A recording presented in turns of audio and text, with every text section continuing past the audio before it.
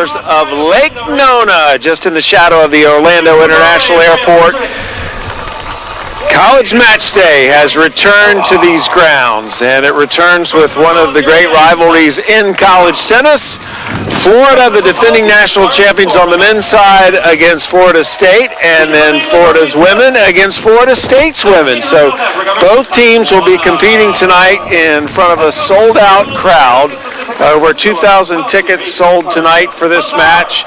I'm Sam Gore along with Arena Falcone. And Arena, these fans unfortunately have had to wait about 90 minutes because of some rain, but nobody left. The wait is worth it because honestly, this atmosphere is going to be electrifying tonight. Well, we're going to have our national anthem, and then we will pick up with the start of the match. Doubles will be first.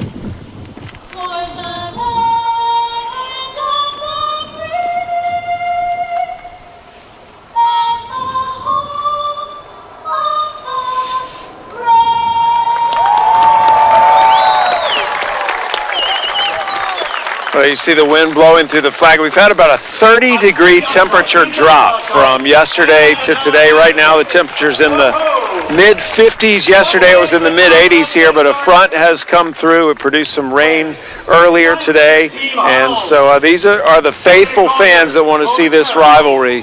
And the teams have come out and warmed up already. And it's unique, Irina, because normally we were scheduled to have the women all on this side of the court that you're looking at, the men behind us on the other six, but because of the rain, they're still drying the other courts, so all 6 doubles matches are going to be played right here on these courts. That's pretty cool. I think it's fantastic. It just gives people the opportunity to be able to see both teams in action, and yeah, we're going to see some great tennis tonight. Florida is the defending national champion on the men's side. Florida State is a perennial NCAA tournament qualifier. These two teams met last week, and it was Florida beating the Seminoles. In fact, the men and the women played last weekend, and Florida won both matches to qualify for the ITAs.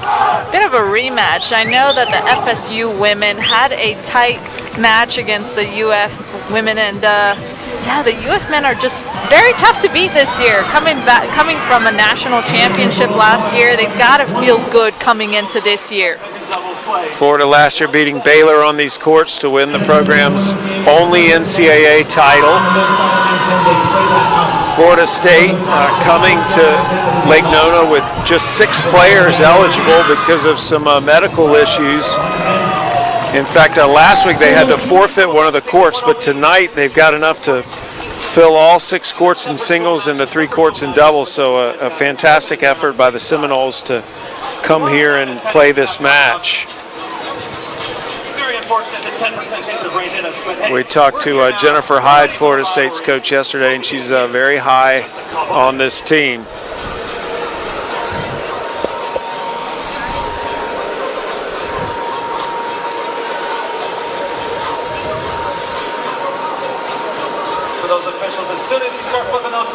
So doubles is about to begin, and in college tennis, hey everybody, you can see we're in much different attire than we were in yesterday. Very different. I was lucky to have a shirt on yesterday, right? Shorts, it was so hot here, but tonight it's chilly, and it's going to be interesting to see how that affects the way play goes tonight, because it's windy as well. To be honest, not a lot of players here have experienced this kind of weather.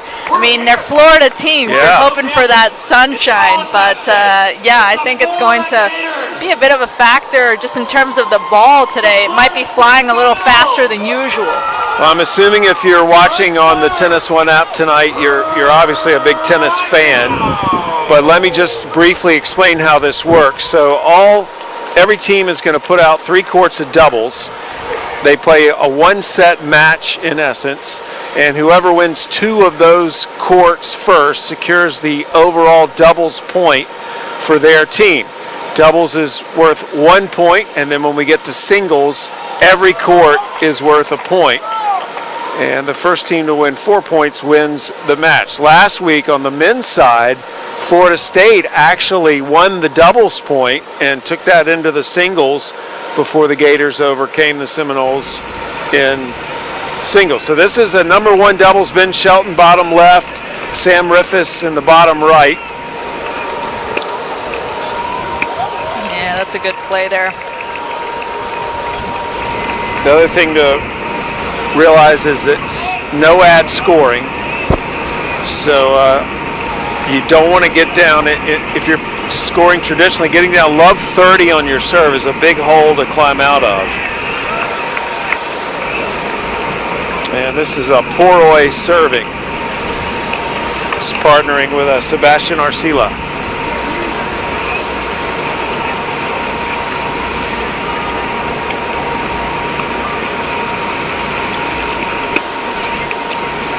Oh, that's a great nice play. Yeah, I mean, that was the right play from Ben to be able to poach off that, but gave that clear access for that down the line shot for FSU there. Good start. That's, again, Arcila there at the net. Poroy is serving for the Seminoles. Game point, Seminoles. And easy hold for Florida State in the first game of this 1-set match. Those are the kind of holds that you want when they're less than a minute long, Sam. You know, I really think I know Florida State won the doubles point last week, but I always feel like they need to win the doubles point again. Yep. That's something that they have in their own control. Florida's such a good singles team. It just sets the tone for singles too, going into the singles knowing that you have a point under your belt. It's got to be a confidence builder. Riffis and Shelton beat this team 6-1 on Sunday, so Florida State's already matched the total number of games they won. That was a good start to hold. Shelton serving. And Shelton and Riffis are 2 of the top singles players in the country. And at the moment, they don't have a doubles ranking yet. Remember, we're just starting the season in terms of the rankings. Ben is ranked number 2 in singles.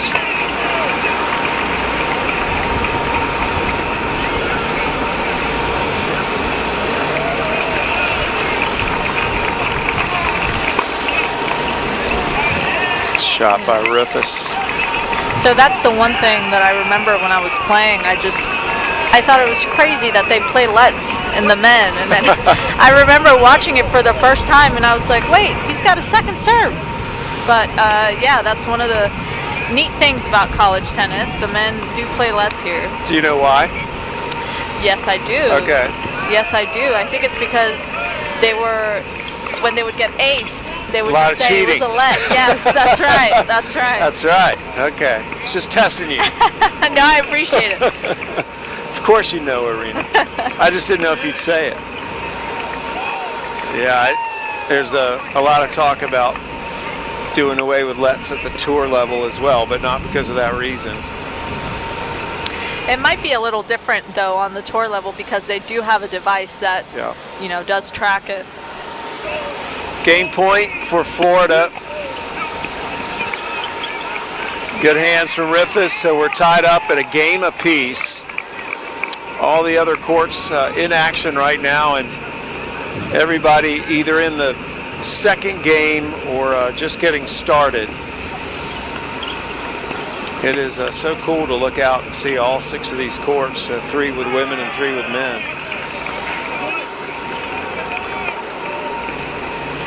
So Arcila to serve.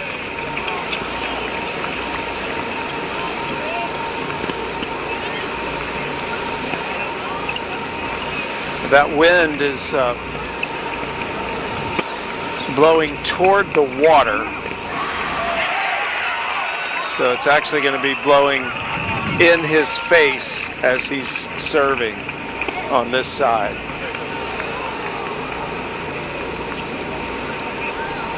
Actually just died down a little bit.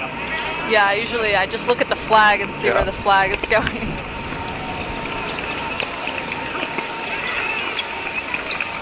Oof. Great close there.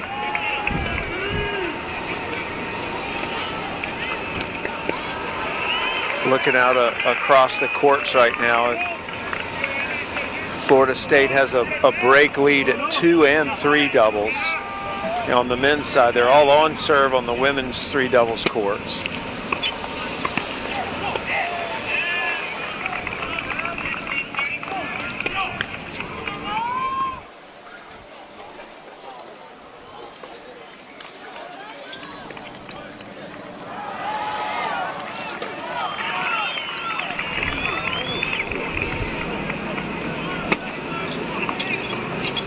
Oh, wow.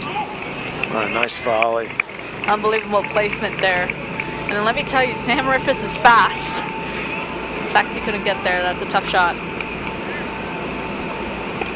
So this is a big point here. Again, in this no-ad scoring, if you are the receiving team and you get this point, you're giving yourself 2 chances to break in a row. Big serve coming from Arcila. Might see a lot of lobs in that wind tonight. Yeah. So it's break point for Florida, and in essence, they're going to have 2 chances at it. I like the tights tonight. That was smart. Yeah. Well, it's funny because, you know, Sam and Ben look like they're about to hit the slopes, and the Florida women's team, they're in shorts and tank tops tonight. I've never been much of a snow bunny. I don't know how they do it. But so deciding point now, the receiving team will decide who's going to take the serve, and whoever wins this point wins the game. this is such a tricky situation because they're both great returners, and I know Sam's been utilizing that lob really well. It's such a neutralizing shot, so we'll see if he uses the lob again on this first serve here. Riffis and Shelton have the wind at their back. Yep. There it is. Oh, yep, that's long. And that just goes out. That's a great hold as they stared down 2 break points and got through it to stay on serve. And at number 2 doubles, they're back on serve as well. Number 3 doubles, Florida State still up a break. And on the women's side right now in this changeover, Florida is up at 3 doubles a break, 2 love, and everybody else is on serve. Yeah, that was just great usage of the lob. I'm a huge advocate of the lob in doubles, especially when you're playing 2 back. It just gives you that opportunity to come to the net, for your partner to come to the net and, you know, really have a presence at net.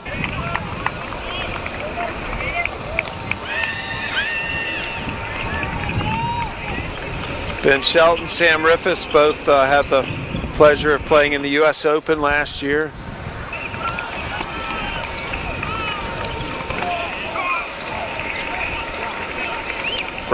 Ben Shelton won the All-Americans earlier this year.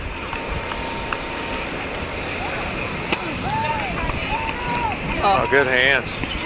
Oh, that's too good. Gosh, already getting that fire coming out of Ben Shelton. Love to see it. His hands are just so good, and that's just such a great fake there, enticing his opponent to hit it there, and just great stiff arm on that forehand volley. Rifus serving. Shelton, he has so many things you just can't coach. You know, he just seems to have that insatiable desire to play. He seems to just love it. Fierce competitor. You know, I remember talking to Coach Shelton. He was mentioning how, you know, Ben is nothing like him. Yeah, which is ironic, you know, because Brian, of course, you know, played on tour for so long, and then obviously has won national championships as a coach. But Brian, in his words, was really skinny and thin, and Ben is muscular and thick and just such a fiery competitor. Yep.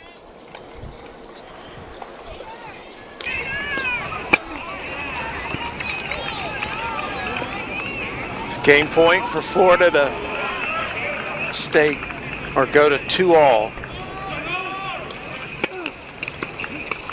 Yeah, great Yeah, job. good hands again by Shelton. They've been just a fortress at the net. So 2 games apiece, putting the pressure back on that Florida State serve.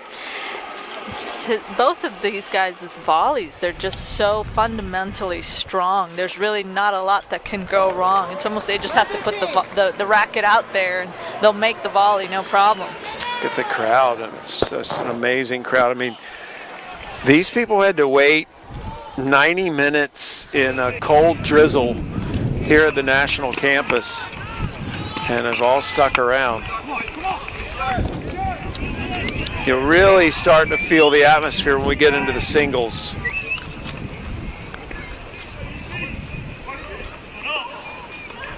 Everybody right now trying to stay warm.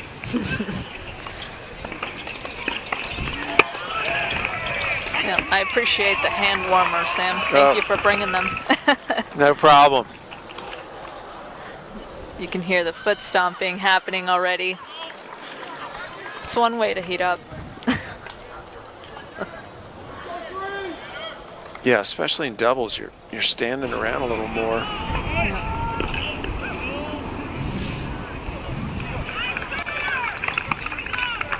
Florida State just cannot afford to get down again in a service game.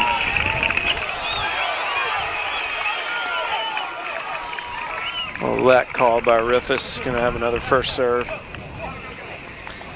Yep, I think a ball may Ball have rolled came over, yeah.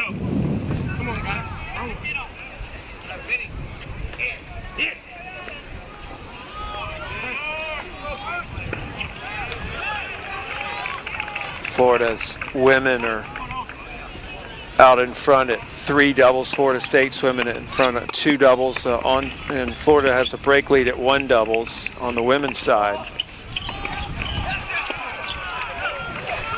That just goes out. Man, they just flirted with that line. Yeah. You know, I see Sam Rifus using the lob a lot, and I know it's a neutralizing shot, and I did mention that earlier, but you also have to think about that's a tough shot to hit with the lights up there, too. I know it's not common to play under the lights very often. What about the fact that, to me, this is Sam's home court? I mean, you know, he's from here, you know, lives here in the off season, and he plays on these courts a lot. He does, but I bet you it's been a minute that he's played on this court when it's been this cold. Yeah. Yeah.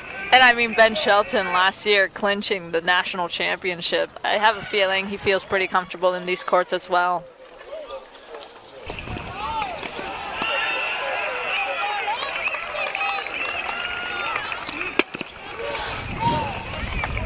So another hole for Florida State. They are staying right with Rifus and Shelton. They lost to Rifus and Shelton 6-1 on Sunday, so they obviously learned something from that. And again, we have the men and the women playing at the same time on these 6 courts, and we're going to keep the Shelton theme going in a moment and peek in on Ben's sister, Emma Shelton, playing doubles for Florida State. This is a number 3 doubles. That's Emma Shelton with her partner Kessler against Lancelot and let me say this right. Arkadianu. Yep. Arkadianu. Go Gators! Arkadianu, yep. Arkadianu from Greece.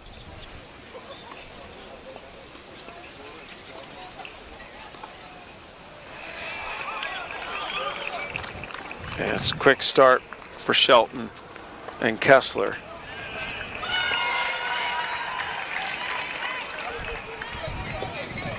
It's Shelton was returning it. How strange is it for you, Arena? Because, I mean, you were playing for Georgia Tech when Ben and Emma were just little kids.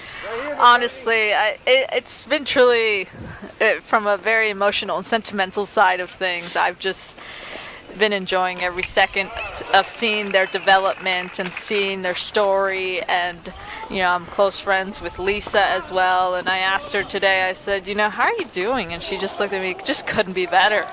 And when you have both of your kids just doing as well as they're doing and be able to come home at the end of the day, it's fantastic. I remember when Emma was just itty bitty at Georgia Tech, and just to see her now, I think it's super neat. This is Emma serving. She started her collegiate career at South Carolina. This is her third year in college, first for Florida. And Brian telling us that it's the first time he's really gotten to see her play, because they were obviously in season at the same time, different schools, and he went out to watch them defeat Old Dominion on Thursday night. Yep. Great poach there, just really enticing that volley there. Yeah, I can probably count on one hand how many times the Shelton siblings will be playing next to each other in a college match. Yeah, and they are right next to each other. That's side by side.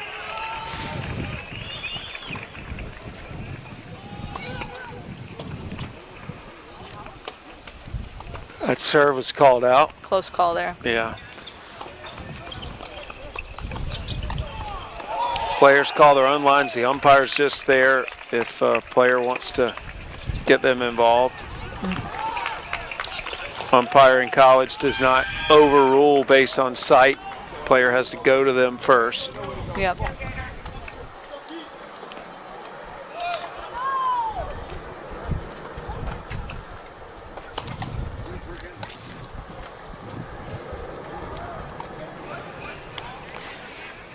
My old college coach Tom Gullickson, not college coach, excuse me, my Pan American coach, he told me, he's like, just get to 30 first, and that's what Emma needs to do here. You always want to get to 30 first, get yourself in good position to win the game. Good poach there by the Seminoles. Yeah, right. Again, we're playing one-set matches. Men are playing 3 courts of doubles. Women are playing 3 courts of doubles. Whoever wins 2 of those secures the doubles point for their team. Then we'll start with singles. 6 courts of singles.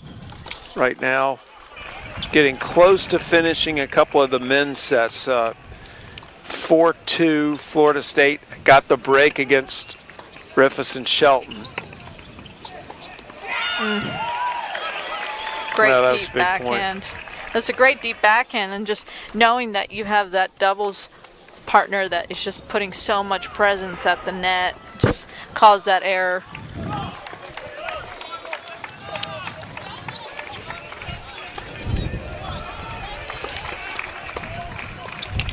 Oh, great job.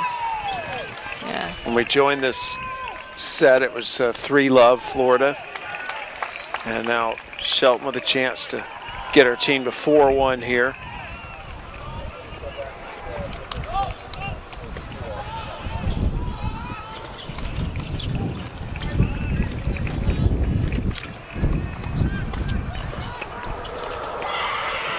Oof. Oh!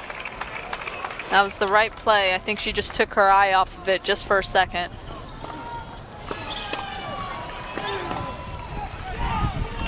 The players, they do have a little protection from the wind down there. I mean, we're catching the brunt of it because we're up top. Yeah. But are you waving to the planes that are going by? Absolutely. Here comes another one. Yeah. That's out. So 4-1 Kessler Shelton, as they are the closest to finishing a set on the women's side. And we're going to go back to the men now, where, as I mentioned a second ago, it was Riffus and Shelton got broken, and now they're trying to break back. Yeah, you can just hear that roar coming from those boys. UF team. So they have break point now. If there's one thing I know about Ben Shelton is that he can roar. He's so fierce. Just loves to compete. So it's Arcila serving, and he had to fight off a couple of break points earlier. But these are big. Difference between 5-2 and 4-3. Yep. There it is. So we're back on serve. Riffus and Shelton break right after getting broken. And they're back on serve there. Yep. That was a good catch, Arena. I didn't realize it till you said it that Ben and Emma were on the courts next to each other. I mean, clearly I'm watching the monitor more than the courts because the monitor blocks the wind a little bit. But You know, that is really cool. That will probably never happen again. I can't imagine it happening again. I mean, today was just kind of a fluke because of wasn't the rain. supposed to be that way. Right. So, yeah. Again, we had to start this match on all 6 of these courts. There's 6 courts behind us where the men will play their singles, but they were a little too wet to divide everybody up. So that's just a great decision to put everybody on this side. I think it's also just great for the fans, Yeah. too. Oh, I mean, yeah, The of atmosphere course. is different. Obviously, when the singles comes, a lot of people, I'm sure, will move Split on. up. Yeah, but to be able to see both men and women, the action is just, it's fantastic for fans. So now Riffus serving. They've just gotten back on serve. Florida has a break 4-2 lead at number 2 doubles. Florida State still hanging on to a break lead 4-3 at 3 doubles. And on the women's side, Florida has a break 3-2 at number 1 doubles. Florida State leading by a break 3-1 on number 2 doubles. And then we saw Shelton and Kessler up 4-1 at 3 doubles. So at the moment, Florida has the edge in the women's team competition, and still too early to call it on the men's side. Oof. That was out, and Florida State doesn't like the call. And they got it. They got the overrule. Did they? Yeah.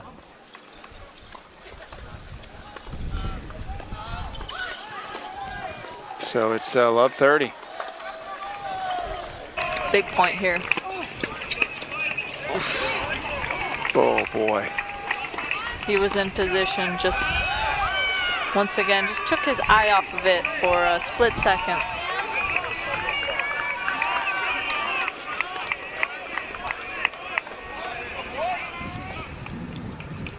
Switching courts now.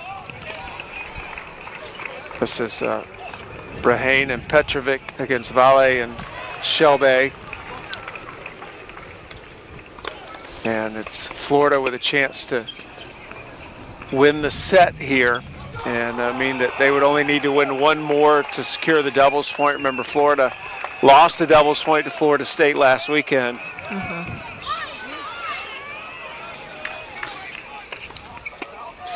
Makes me feel old to think that when I was playing, we went and we had pro sets to 8. Yeah. Well, I mean, it wasn't that long ago, actually. It was Thanks, Sam. I appreciate that. just a few years ago, so you're not that old.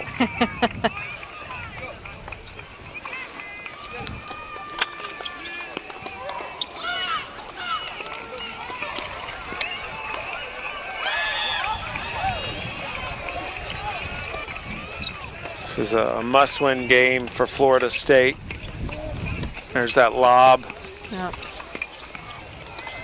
Oh, just out. Just missed it.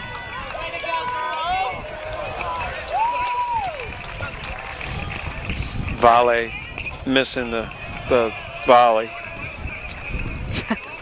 Play on words there. Yeah. Nice. I didn't say his name right on purpose. It's actually Valet, but had to go with Valet. Oh, nice return. Uh-oh.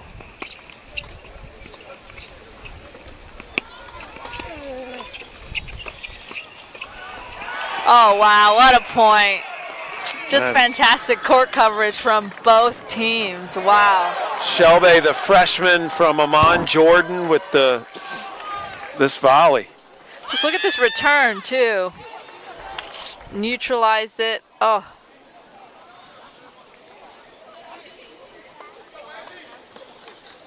Oh. Oh, there's a split. That's awesome. So this is match point. Oh, no, sorry. The wrong score here. 30 all. So they're 2 points away. Yep. Oh. Now they can clinch this court if they win this point. Yep. Florida State held on, broke Rifus for a 5-3 lead at number 1 doubles. Florida has the lead here 5-2, and Florida State actually with a 5-4 break lead at 3 doubles. So Florida State is looking good again to try to get this doubles point. Oh, yeah. That was just a great serve down the tee. Doesn't give volley too much. Excuse me, volley, yes. Doesn't give him much court there to get past him. Now, because it's no ad scoring and deciding point, this is a match point here for Florida. Yeah. Florida State has just taken the match at number 1 doubles. Oof. That goes out, so Florida State survives at number 2 doubles. They are serving for it at number 3 doubles. Salegi and Karpinch. It's good teammates right there, you know. Weren't able to get the W, but you have to come out and just support your teammates. That's what you have to do in these moments. It's tough. That was a great turnaround from what happened Sunday, because Portnoy and Arcila, they lost 6-1 to Rifus and Shelton. Now tonight wins 6-3.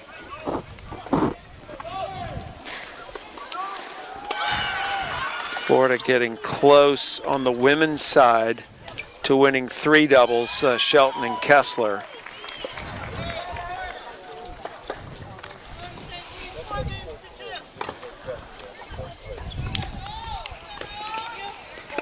And we're going to check in on that court. This is Shelton and Kessler, top of your screen. That's Kessler running that down and hitting it out.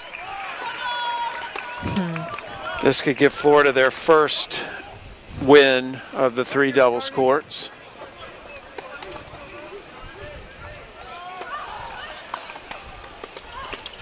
But it's a break point.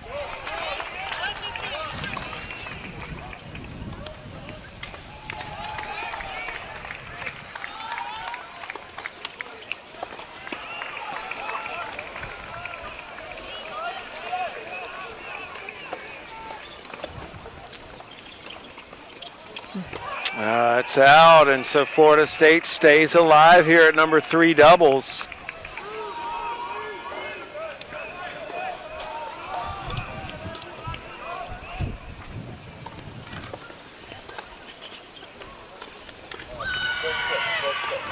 And number 2 doubles here.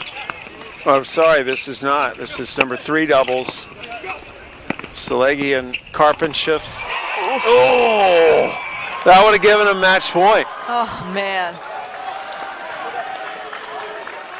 Gosh, they're feeling it. You can see from their faces. I mean, he had the shot and everything.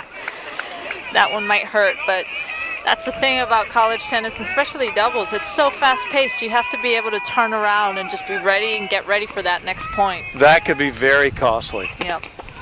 In the overall picture here.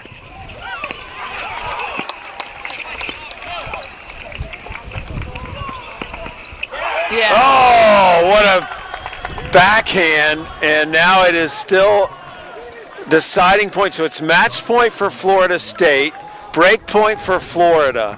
Oh, man. And actually, if they win this point, Florida State takes the doubles point for the men. That's right. That's right. A first serve is crucial here.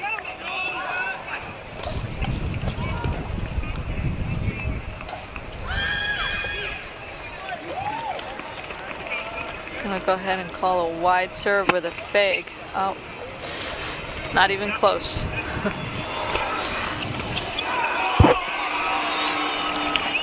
Oh. Got it, and for the second straight match, Florida State takes the doubles point against the Gators. Yeah. So the men will transition to singles, and now we'll focus our attention to see who's going to get the doubles point on the women's side.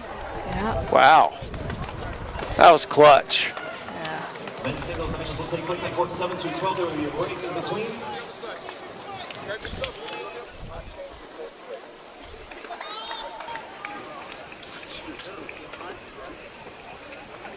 Women's doubles now back over to Shelton and Lancelot, bottom of your screen. Kessler and Shelton, bottom of your screen. Arkadianu and Lancelot up at the top. Emma's just got to go and get after it on that second serve. Ah, she Did. went for it. Pulled it wide. Yeah. They had a chance to serve it out in the last game. They started up 3-love in this set before they dropped their first game. 5-2 is one of those score lines where you may seem like you have it under your belt, but you kind of want to take your opponent down to the deep waters and kind of drown them. You don't want to give them a chance.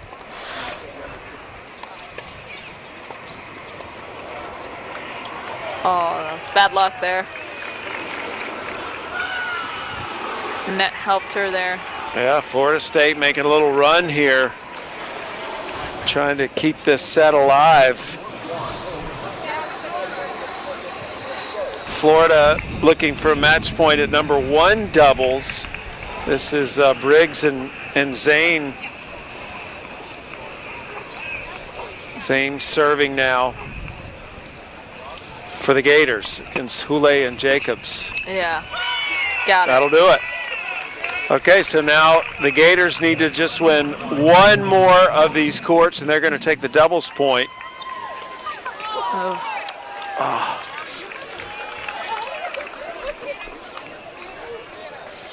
Kessler and Shelton served for it in the last game, didn't close it out. Got to shake off that miss.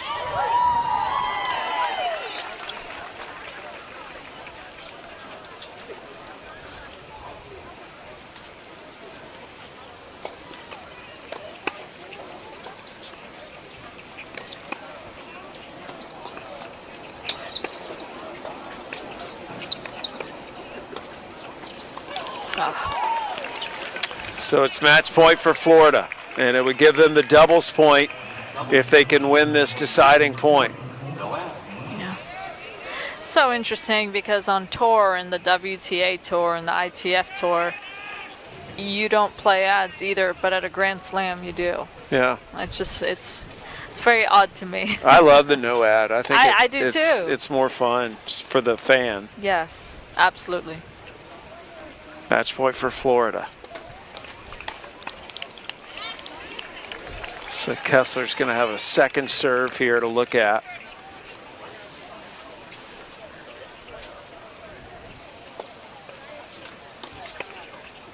Go. Yeah. And it's Emma Shelton who puts it away. Yep. That was the right play there by Emma. So Emma Shelton secures the doubles point for the Gators. So opposite results. The Gator men lose the doubles point to the Seminoles, and the Gator women take the doubles point. So we'll be heading into singles on both sides now. 1 minute, 30 seconds left. Get underway on the men's side. 1 minute. Got about a couple of minutes before the men will start their singles.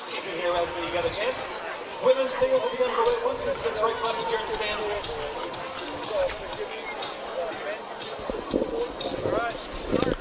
So it is Florida State up 1-0 heading into the singles. So the Gators would need to win 4 of the singles matches, and the Seminoles would just need to win 3. On the women's side, the Gators have taken the doubles point, and so they're in the driver's seat.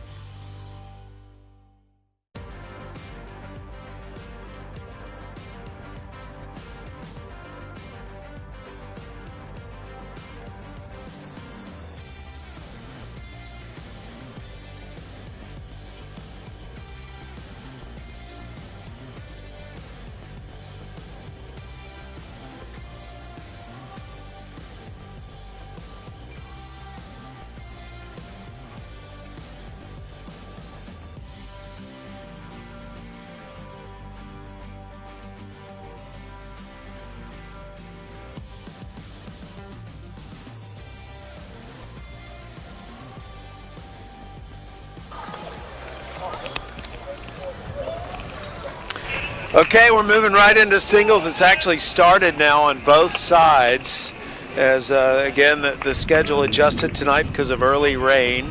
And Sam Rifus for Florida against Loris Poroy of Florida State. Sam Rifus serving, trying to consolidate a break here. He broke Poroy in the opening game of the match. Again, in singles, every match counts for 1 point. So Florida State won the doubles point. They need to win 3 of these singles matches, and they would win the duel, and Florida has to win all 4, but they did that last Sunday.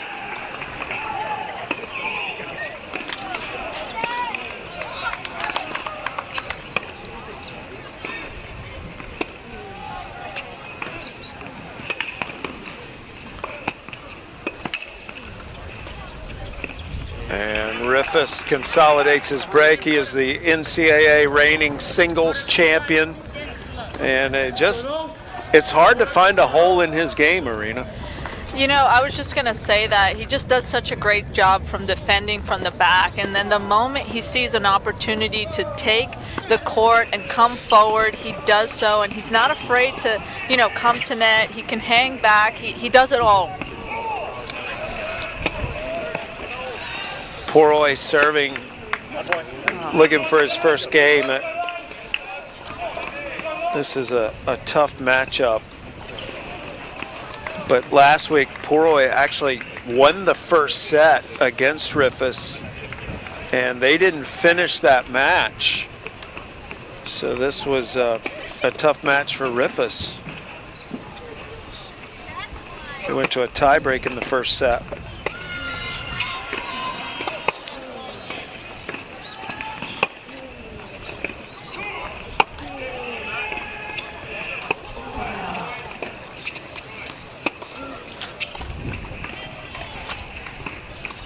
Oh, that's just poor shot selection there by Poroy. He didn't really give himself an opportunity for that next shot. You're always thinking, okay, what is this shot going to allow me to do in that next shot? And Sam really would have had the entire court, so better shot selection there from Poroy. He is from France, a junior. There's a good chance I'm butchering his name. Poroy. Poroy. He was a All-ACC team member last year.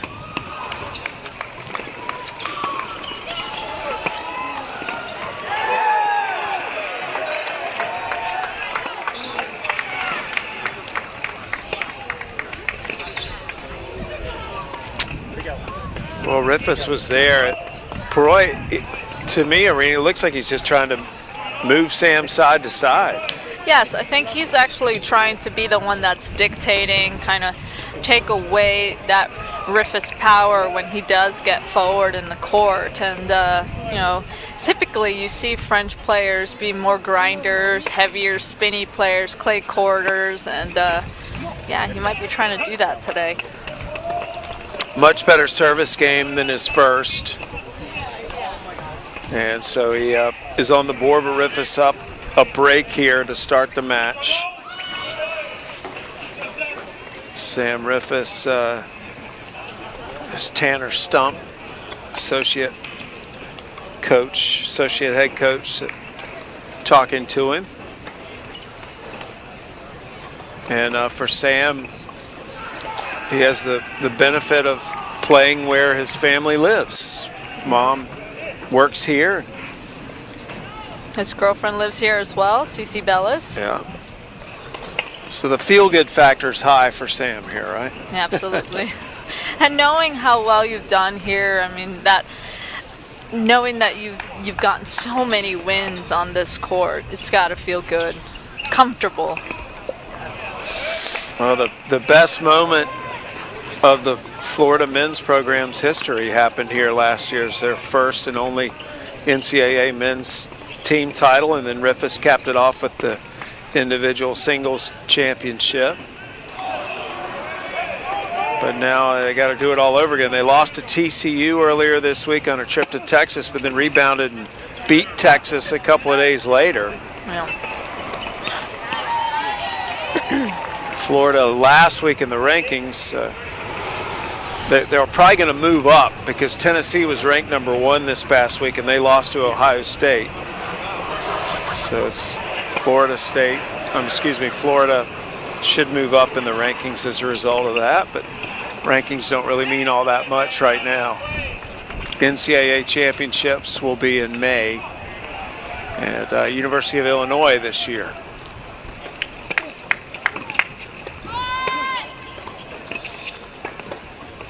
Oh. Just didn't quite follow through with that volley. Let up just a little bit.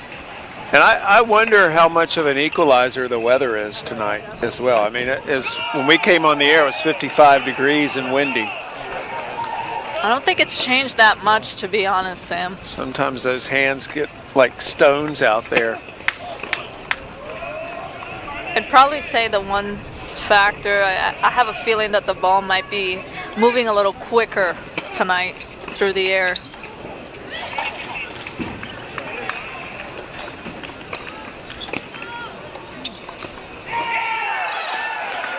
You know, the only thing worse than playing in this weather?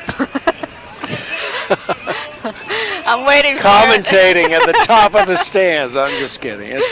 I've been looking forward to this all week. This is such a cool thing, having college match day back, and these two rivals. Going to have another college match day coming up in a few weeks as well. This is such a fun event.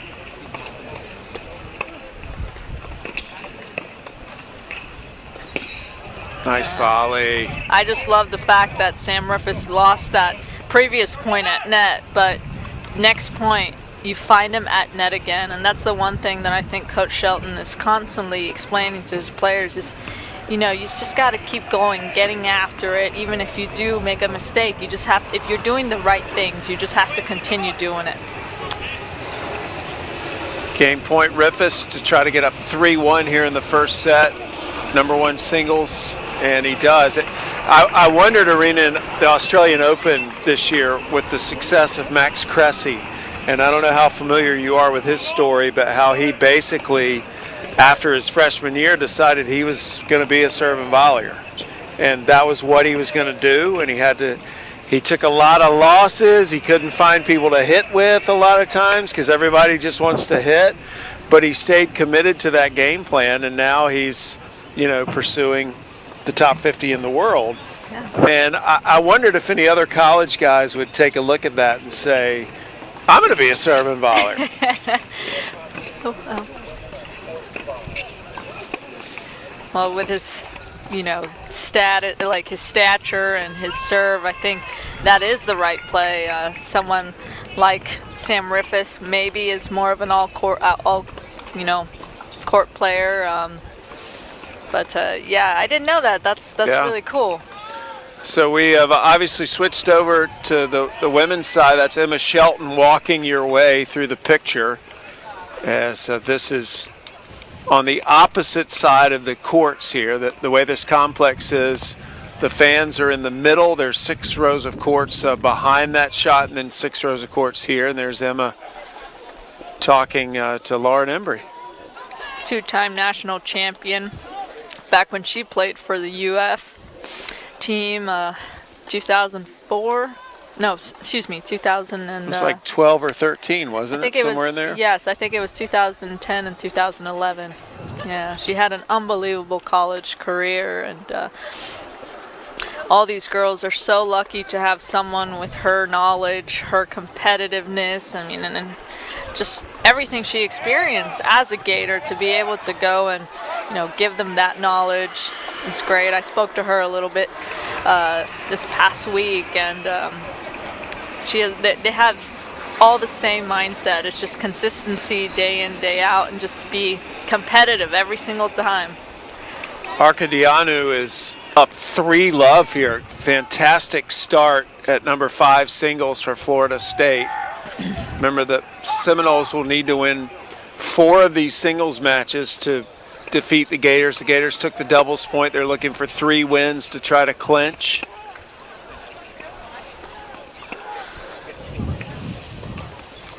And you could see the frustration in Emma's face.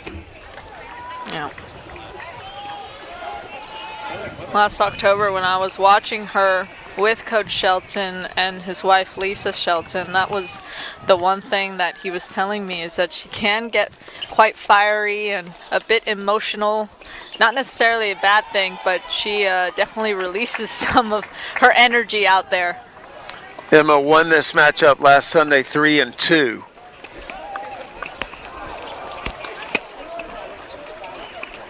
Arcadiano is a big ball striker. Coach was telling us yesterday from Greece.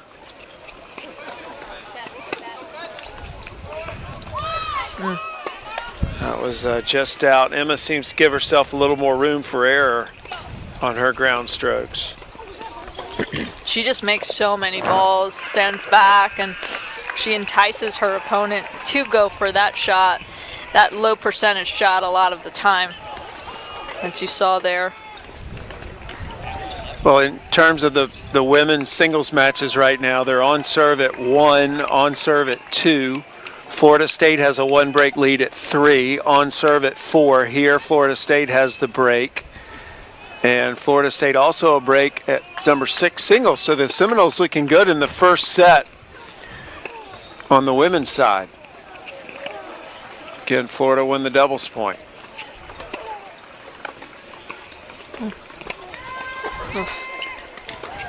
Yeah, Arcadiano just doing a really good job by taking a lot of area out of the court. She's able to get forward inside and, you know, make Emma get in that position where she's just running all over the place.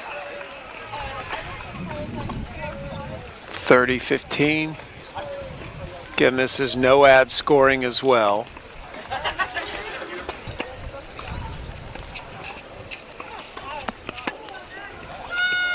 It's called out and confirmed by the chair. So game point.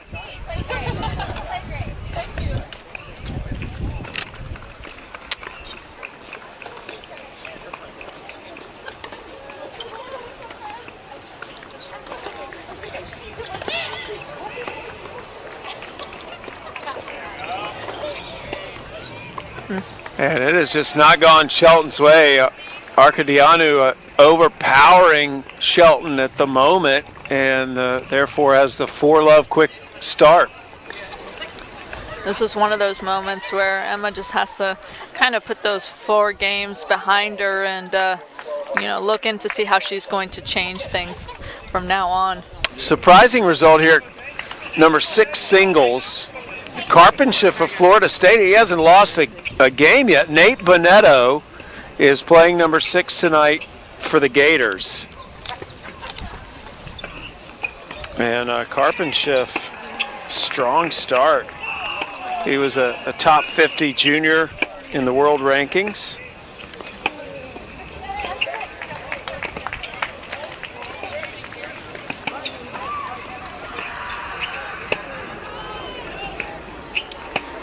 Neither one of these two played at 6 last week in the match between them. He just got that big lefty forehand, putting Bonetto in a tough position, just having to withstand that heavy spin from that lefty from, I'm probably going to butcher it. I'm going to say it's Duke Carpenshift. No, that's right. Okay. But I'm wrong. They didn't play number 6. Last week they played 5, and Bonetto beat Carpenshift 2-0. So look at this turnaround. You know, that's the beauty about college matches. There are so many days where you go and you do video analysis. You see what you did wrong, and to be able to play a team so quickly back to back, they're obviously made some changes, as you can tell already. Wow. Bonetto is a freshman from Bend, Oregon. And I mentioned Carpenshift from France.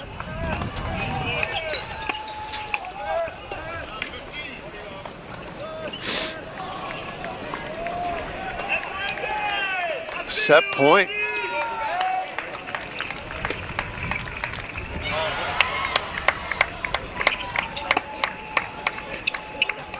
Wow. That'll do it. Wow, what a start. Remember, on Sunday, Carpenshift won only 2 games against Bonetto, and he's just bageled him here in the first set. That's tennis for you. Just huge lefty there. He wanted to come forward, it just didn't have enough on that return there. So again, Florida State won the doubles point on the men's side. Florida won the doubles point on the women's side. You need 4 points to win the duel. Shelton is up a break. Rifus is up a break. On serve at 3 singles on the men's side. Andrade up a break at 4 singles. Rahane up a break for Florida State at 5 singles. And we just saw what happened at 6. And here on this women's side of the courts, Kessler, the number 1 player for Florida, up a break at number 2. They're on serve 2-3 at number 3. Florida State's Jacobs up a break at 4. Lancelot of Florida State up a break. So let's move over to one of the men's courts here. This is Rahane and Goodger. That's Goodger walking to pick the ball up. Rahane up the top of your screen. Game point here. Rahane, though, up a break.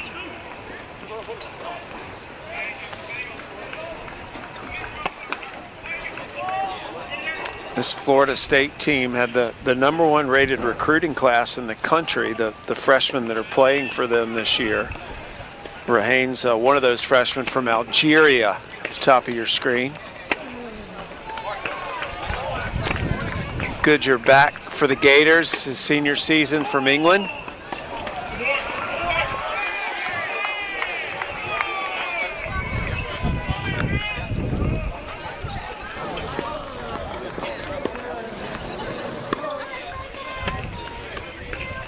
Oh, nice return. That was deciding point. It's a break.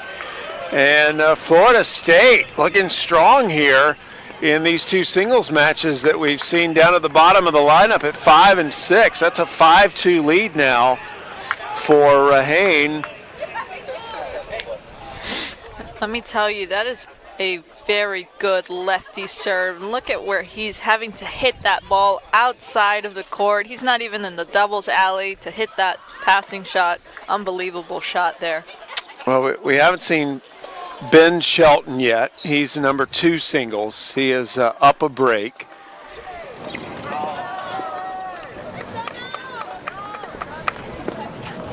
Sam Rifus up a break at number 1 singles. These are the women's 6 courts. The overall scenario is Florida State needs to win 3 of the singles matches on the men's side. Florida needs to win 3 on the women's side because they each won doubles points. But it's not going well for anybody right now. This is such a close match. Yeah. It's always playing 2 out of 3 sets. It's always so hard to tell who has momentum. You know what the crazy thing about tennis is too? It can change with just 1 shot. Yeah. That's the beautiful thing about tennis. It's just 1 point, 1 shot, and all of a sudden it just can turn around for someone so quickly. Especially with the no-ad scoring. Just adds a whole other dynamic.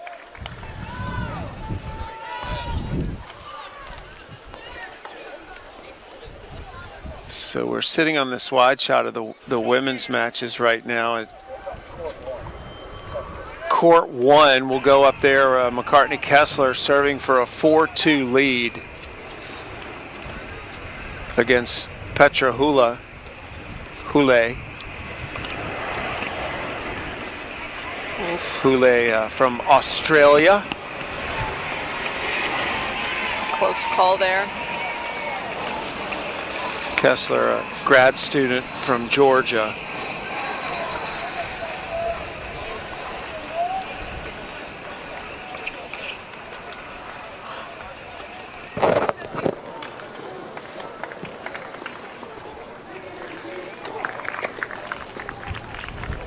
That's where Hule just, you can tell she's probably still upset about that call, but you just have to go on to the next point after a double fault.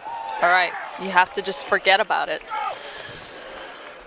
Florida's coming in with a lot of momentum. Florida's 5-0 to start the season. First time they've done that since the 16-17 season. That was the last time they won an NCAA title on the women's side. That's out. So Hule moves ahead. Excuse me, Kessler. Yeah, Hule moves ahead 4-2. There's only 24 players that you have to focus on, Sam. So my brain is frozen.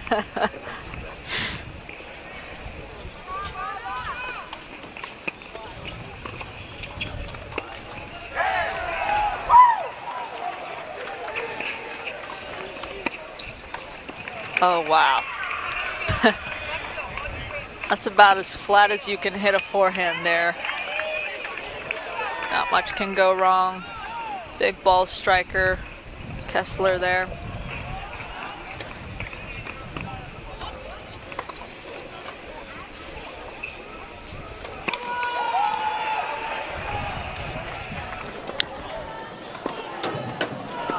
You know, they've actually got the graphic wrong, Arena. Hule is the Florida State player. You know, I was thinking the same thing. Yeah. It's Kessler. She's from Georgia. I knew that. Hule obviously returned to Australia during COVID. They got her back late and had to really get to work to get her ready. Yeah. But she's responded, now playing #1. It's amazing the protocols that Australia still has due to COVID. She's actually the top-ranked Aussie playing college tennis in the U.S. Wow. 22 in the country, and has won 20 of her last 23 matches, but this is a tough one right now. Yeah, when talking to FSU coach Hyde yesterday, she was talking about how well Petra Hule has been playing this season. Just such a fierce competitor, just wants to win every single match and brings it every day.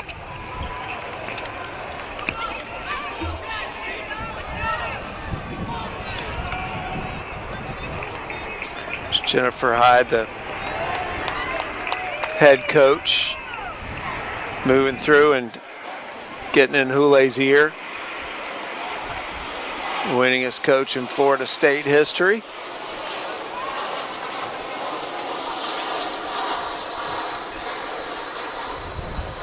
I feel like you gotta pay attention to the most winningest coach in FSU history. She's telling you something, you gotta listen to that. And she got that way because she's so good at knowing what each player needs. You know, some players need to be told how great they are. Some players need to be told that they're not that great. I mean, whatever it takes to motivate. You know, every that's what I love about tennis coaches is they have to manage each individual on their team to get the best out of them. It's a totally different approach with each player. Right. Yep. You can't coach everyone the same way. Yeah, there is no system you run like in basketball or football. It's such an interesting sport, college tennis, because it's a team sport, yet unless you're playing doubles, it's just you, yourself, and you out there. Yeah. It is such a fun sport though to watch, because in college tennis they're typically yelling and screaming after every point. Back to Rifus as he is trying to wrap up this opening set. He was extended to a tiebreak on Sunday against Peroy. Game point for the French Seminole.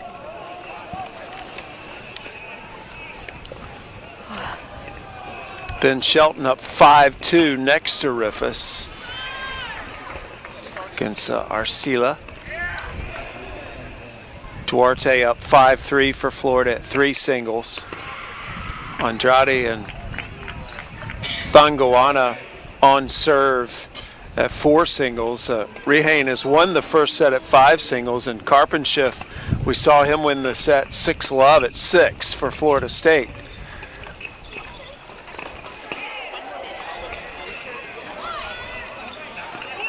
Good hands from Rifus, and it is a deciding point, so therefore a set point for Rifus as he goes for the second break of the Perroy serve. Yeah, he decidedly went to that deuce side. He's obviously more confident from that side, and I just love the fact that he uses the drop shot so much. It's such an effective shot. And the lob too, he throws it all up there.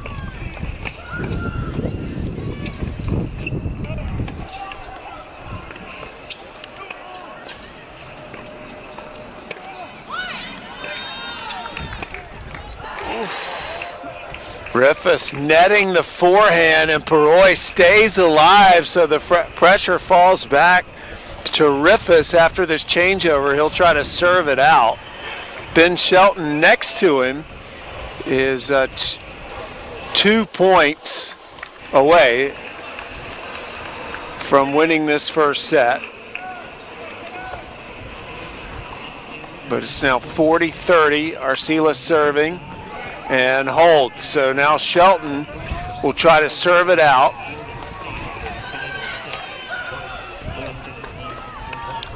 I'll tell you what, that lefty serve from Ben, it's just so tough. And he's one of those rare serve and volleyers that you see in college, and he's just got such a presence at net. I mean, so effective. He almost qualified for the main draw last year. He was given the wild card into the qualifying, and I mean, his game you could see immediately transfers to the tour level. Oh, just that serve and volley. Oof. Just didn't get his feet around on that one. Arcila way back when he's returning and playing in these rallies. It's so tough because it gives Ben the opportunity to get forward, but it also gives Arcila the opportunity to neutralize the serve. That was that tough serve. That was a good return. Oh. Great job. And Ben coaches that one out. He does. He uses that leftiness. I love it. Yeah. Big kicker. You have to. When you have that, I mean, it's just, people talk about it. You're seeing it more and more. You see a lot of lefties on the tour. You see a lot of lefties in college, but to actually see it coming at you, it's still tough because it's just, you're not used to it. So Shelton trying to give Florida the set win here in this 2 out of 3 set match. Duarte won the first set at 3 singles for Florida. Gators lost the doubles point to the Seminoles. Oof. Pulled off on that forehand just a little bit. Didn't get his body there. Didn't get balanced on that forehand. So the one thing I would be telling Ben right now is play to win. You know Arcila is not going to give it to you. You have to play to win here and take care of that serve.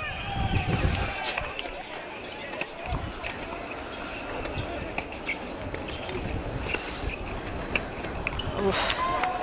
Yeah, loose game here from Shelton may cost him, as instead of trying to serve it out, he's now just trying to stay alive from here on out. 15-40 down.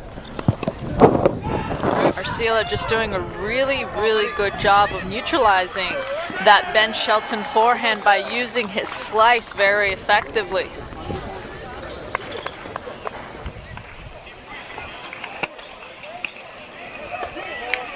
Good serve. Down.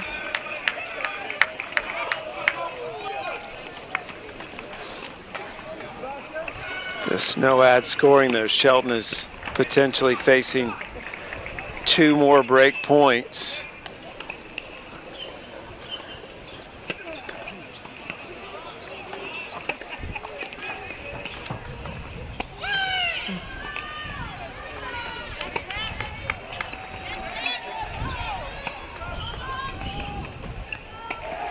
Oh, wow. So Shelton takes control of these last 2 points. He's still facing a break point. It's also a set point because it is deciding point. Winner of this next point wins the game, and if it's Shelton, the set. He did so well there by following that down the line approach. Just caused that lob to just be so short.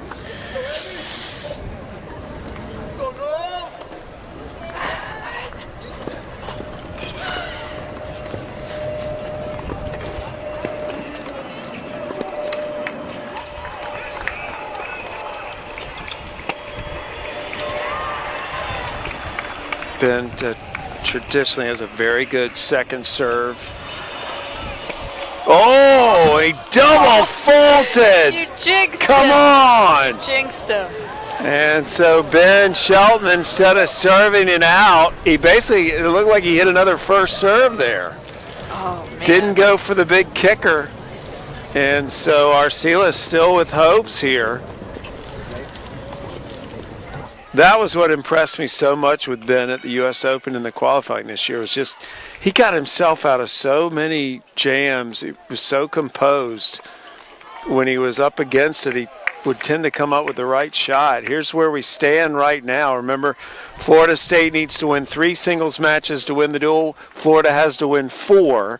Rifus has taken the first set at 1 for Florida. Valle took the first set at 3 for Florida. We're going to the top of your screen, left to right. Goodyear lost the first set, so Rahane up a set, and One Love at 5 singles. We've been watching Shelton. Thungawana and Andrade are actually playing for the 3rd time this year already. They're deadlocked. And Karpenshift continuing to have the better of Bonetto, a player that beat Karpenshift 2-0 over the weekend.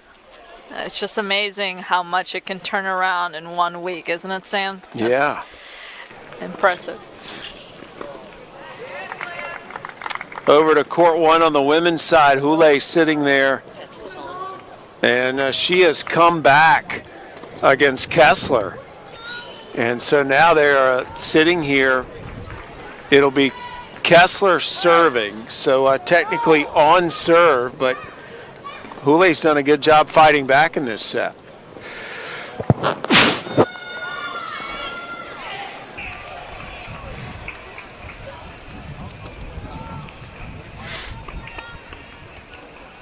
On the women's side, the Gators took the doubles point. They need to win the 3 singles matches to clinch. They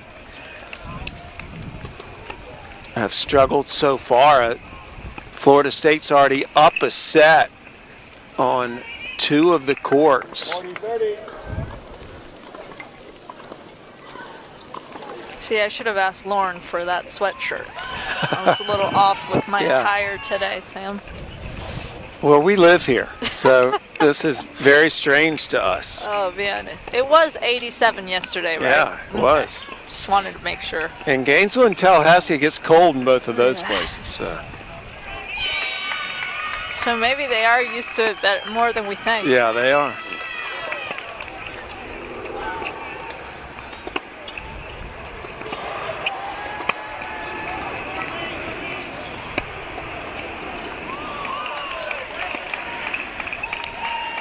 Man, wow. Hule she is just seeing the ball like a volleyball.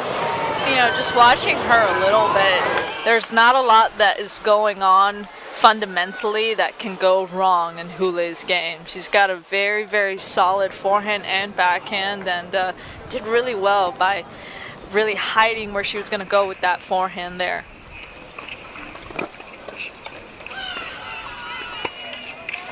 Wow. Yeah. That's 2 winners off of that forehand side, and you saw that Kessler, I mean, she had no shot in either one of them.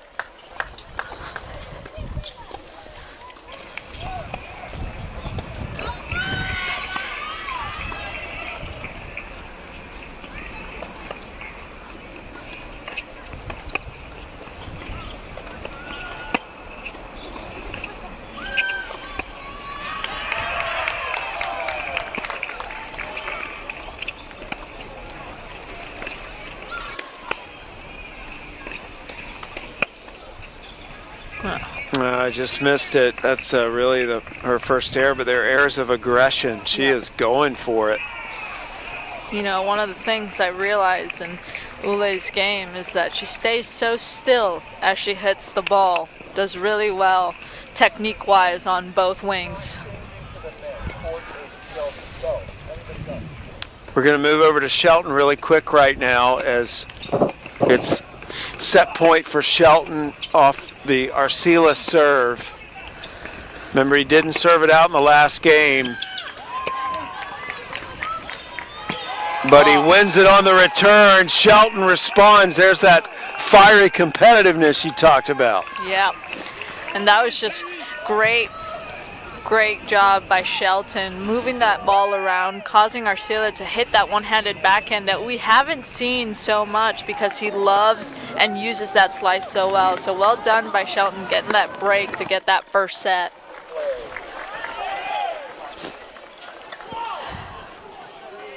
Just putting himself great position just off the return, very deep return, and then boom, takes his shot there. Doesn't do much with the volley, but just causes Arcila to go and run and miss that shot.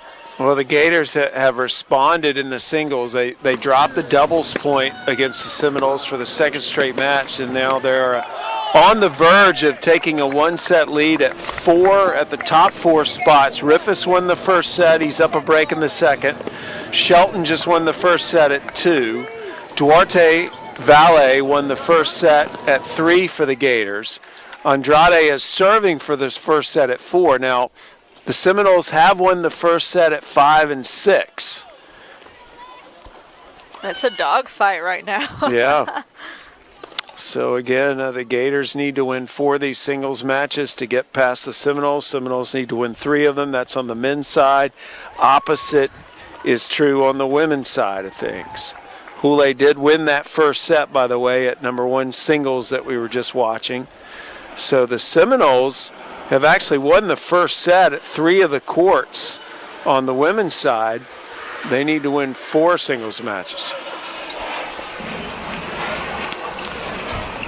Going over to the women's side now, Allen and Dudney.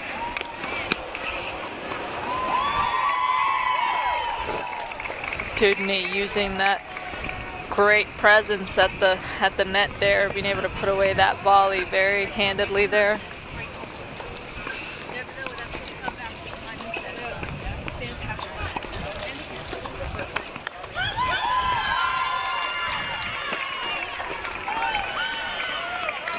Alicia Dudney at the top of your screen. That's Allen serving for Florida State as she tries to serve it out.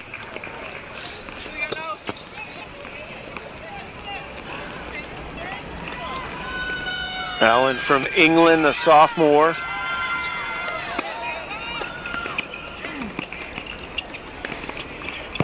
Oh, I love that inside-out volley. That was nice. To be honest, you don't see a ton of girls coming to net as much as Allen. I mean, I feel like she's got a little bit of an unorthodox kind of game, uses the court very well.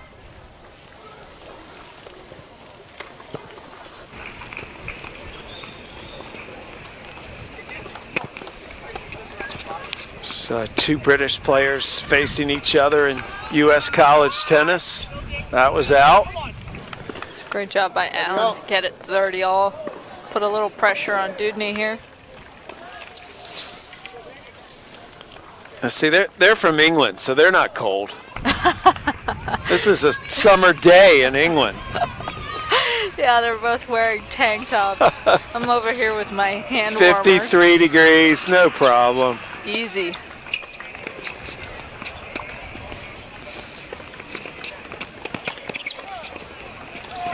Oh, nice lob. Wow. Unbelievable shot placement there by Allen.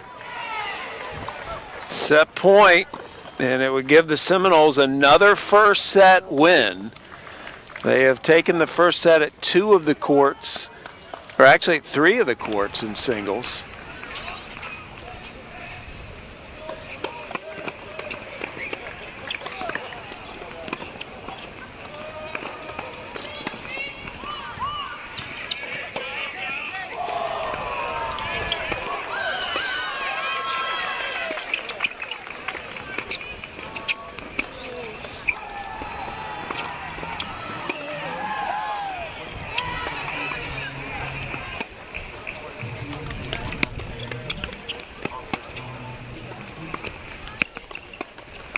Oof.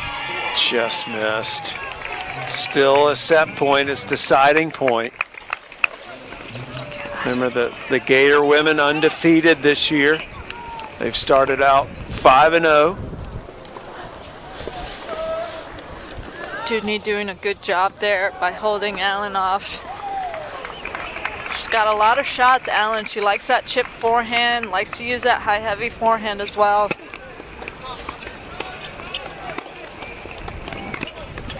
Oh, what a pass! Yeah. Look at your backhand, Arena. Yeah. Crushed it. That's just a tough, I will say, that's just a tough shot to kind of come in. Look, she runs around that forehand to hit a backhand, but just doesn't do enough with that approach, and Dudney just takes care of that angle there. Well done by Dudney. I love that acceleration. Yeah. You know, she really got through that ball so fast. Yeah. And over to court 3 really quickly. This is Marley Zane and Lissetti Jacobs. Zane, top of your screen for the Gators. Jacobs at the bottom. Oh, wow. That's a big shot from Zane there, running around it. Hit that forehand, did really well with positioning her feet to get through on that forehand. Jacobs for Florida State, a transfer from Kentucky. She's had to overcome a lot of injury problems. They're so happy to have her back in the lineup.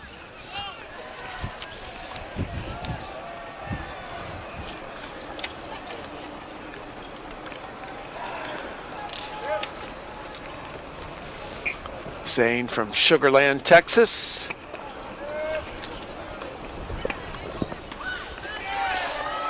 Oh. Set point here.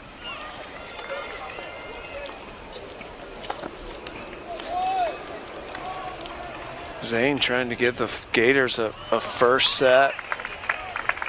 It's been a struggle in the singles so far for Florida. Yeah, we see that. And Miss Shelton. Turning it around, yeah. Turn it around, yeah.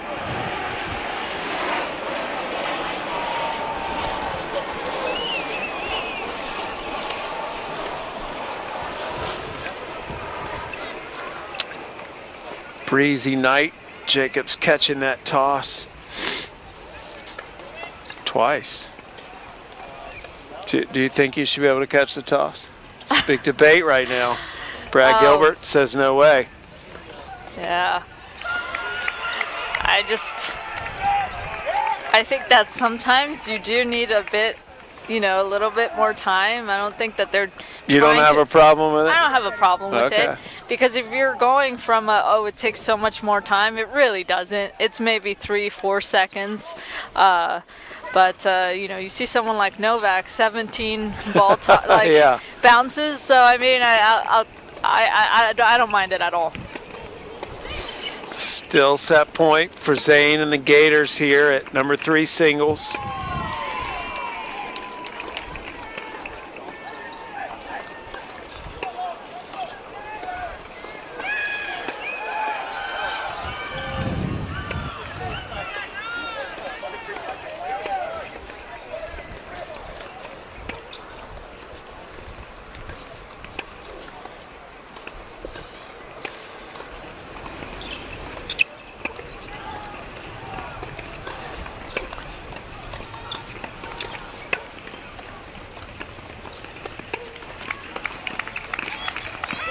Wow. Oh, what a rally, and it is Jacobs who outlasts Zane, and it is still a set point, but it'll be deciding point, so we'll see where Zane decides to take the return from. Yeah, they're both taking some extra time here. That was a long rally.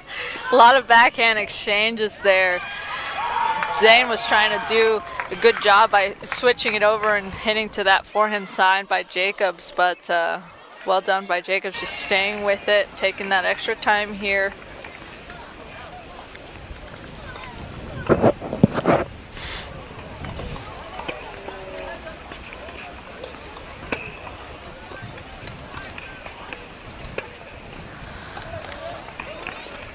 Oh, wow. Got it?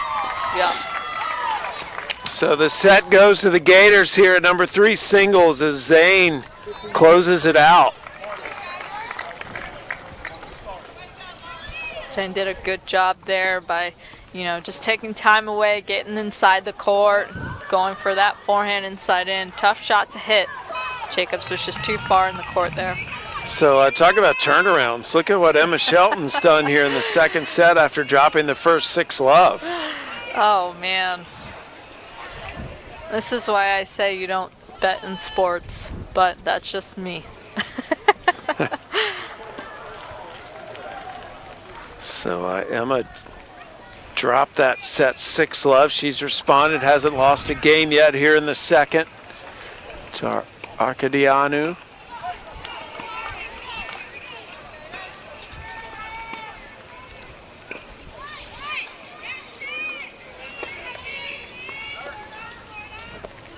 Emma's brother Ben won the first set at number 2 singles for the men on the other side of the courts.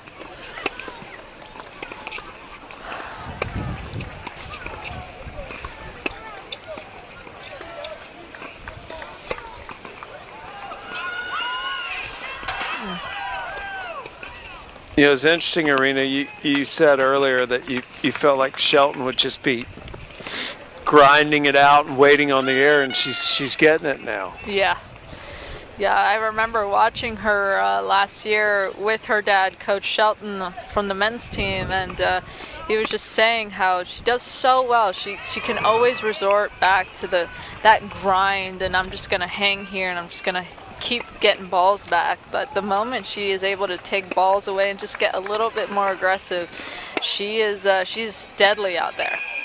She's getting a lot of errors right now and a chance to go up 5-love.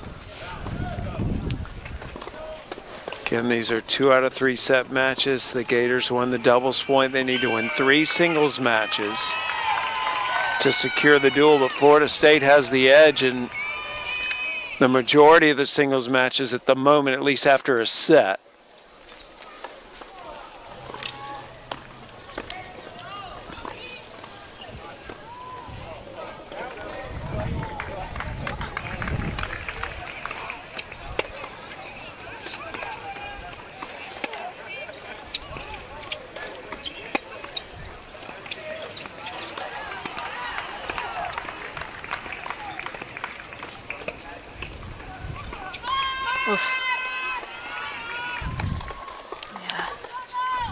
Arkadianu just doing a really good job there, moving the ball around, making Shelton, I don't know if you saw, she actually slid to get to that backhand. A slice backhand too, yes.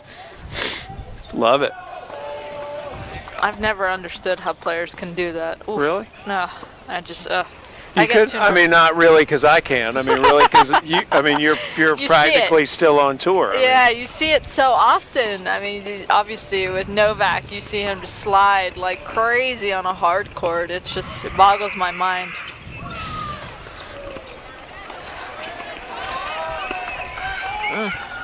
So Shelton getting the errors that she hoped she'd get from the start. And is up 5-love here at number 5 singles, trying to force that third and decisive set. That's what you call a turnaround, Sam. Yeah. And really well with just being able to take that set, and almost you just have to throw it away at that point. So these are the women's scores right now. Again, Florida State must win 4 of the matches. Florida must win 3. The Gators winning... They have not won a first set at any of the courts so far. Florida State's taken the first set, or else still in progress on all 6 courts. But it looks like Shelton's going to turn it around at 5 singles, and Berlin is up.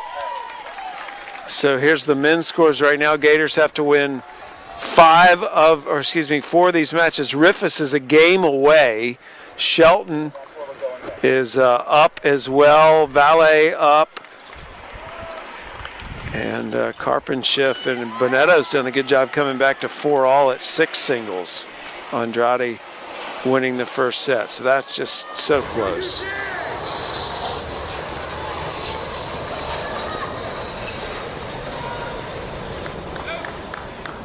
So let's see if Sam Rifus can serve this out.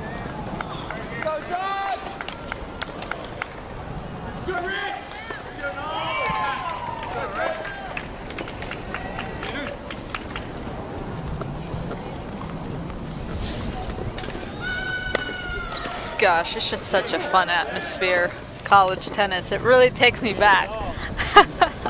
I'm hearing them chant, "Go Gators, go Noles." Well, it's so unique tonight with the men and the women playing. The next college match day will be on February 19th. Air Force and Army going to be here, men and women as well. Luke Jensen's going to be here commentating that one. Nice. Fellow partner in crime of yours. Yeah.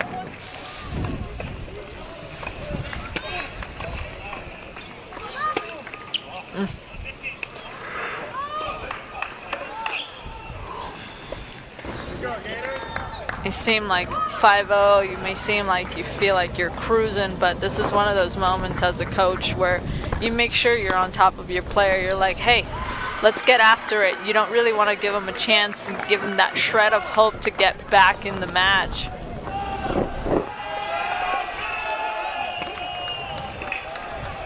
Good serve.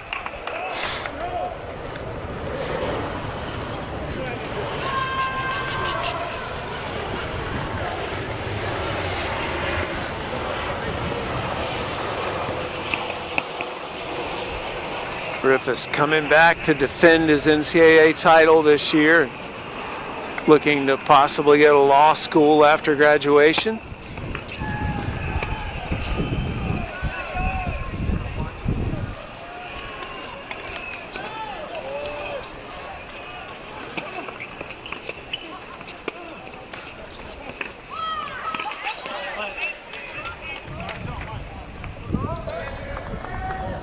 Let was called.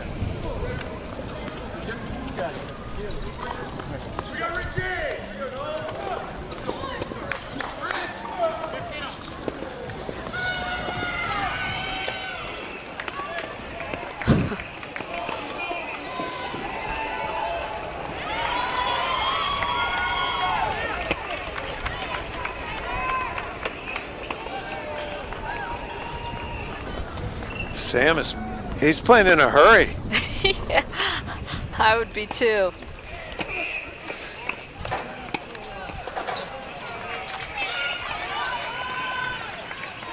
You know, like I said before, he doesn't really want to give Perot that shred of hope, that feeling that, hey, I just need to get one, and then one turns into two. You want to get in and out as quick as possible. I'm sure that the weather might have a little something to do with it too. Very thankful for this headgear right now.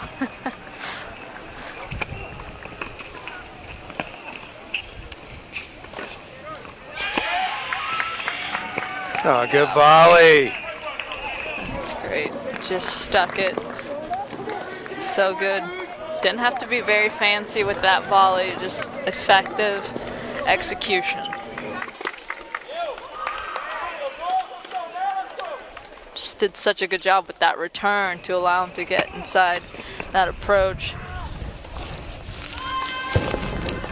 Duarte Valley a game away from giving Florida its first point of the match. He may beat Rifus to that if Rifus loses this service game.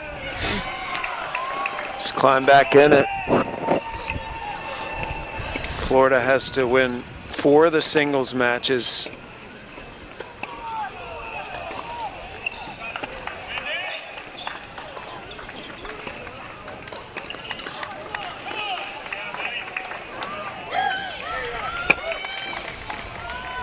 Second serve here for Rifus facing break point.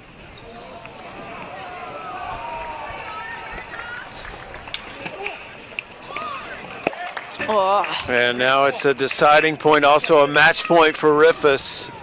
See which side Poroy wants to return from to stay alive. He's going to go to the ad side. That's interesting, but he might just be feeling a bit better off of that side. That's surprising for when you just missed that return. I'm going to go to that same side again, but he had the shot he wanted, so. Wow. Got it. Oh, called out. Psych. Second serve. Sam was trying to sell it. Fool me.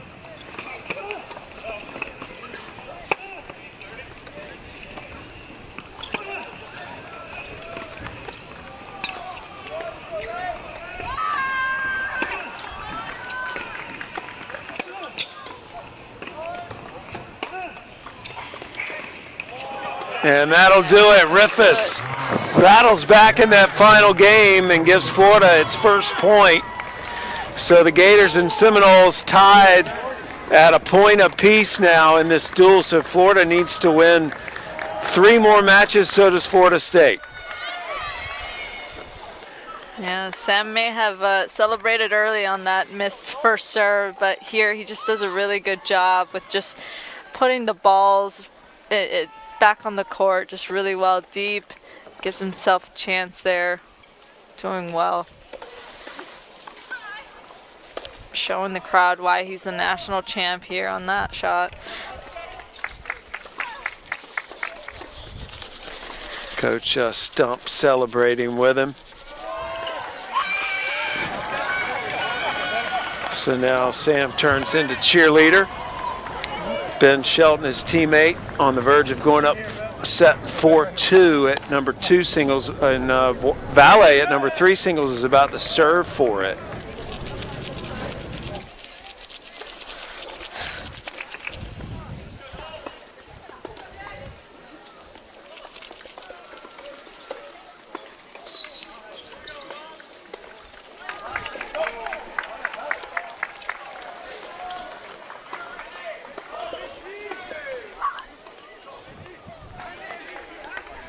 So again, we're tied at point apiece.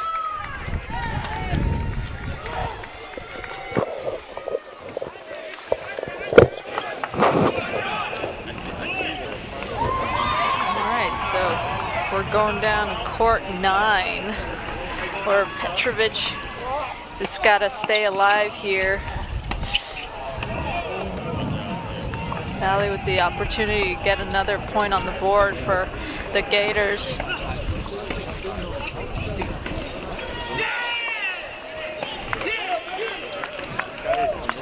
He went like this.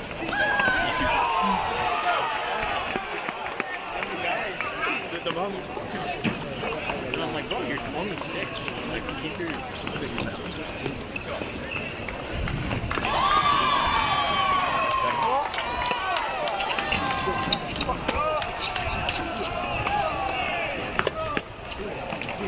Oh, wow. Great job by Petrovic there. That inside-out forehand, putting Valet to where he's not even on the camera screen.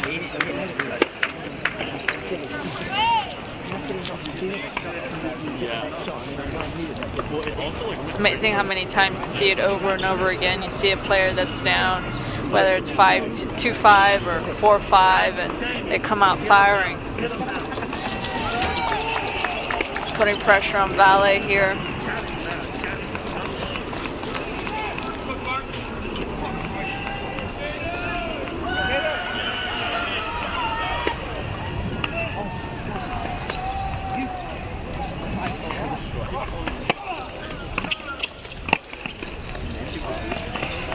Oof. Well done on that serve and volley by Valet. Didn't do much on that volley, but he knew that he was in good position after he hit it.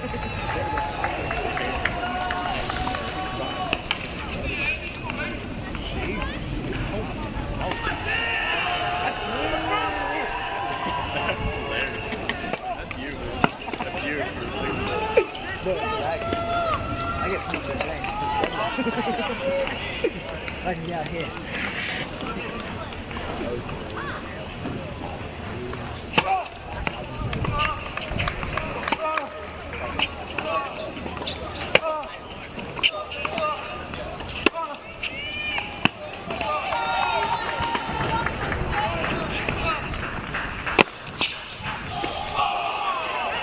Petrovic just doing such a good job by running around that forehand and finding himself in good position, making Valet run a lot of miles on the court today. His pre-break opportunities here. Taking a little extra time, knows the gravity of the situation here at this point.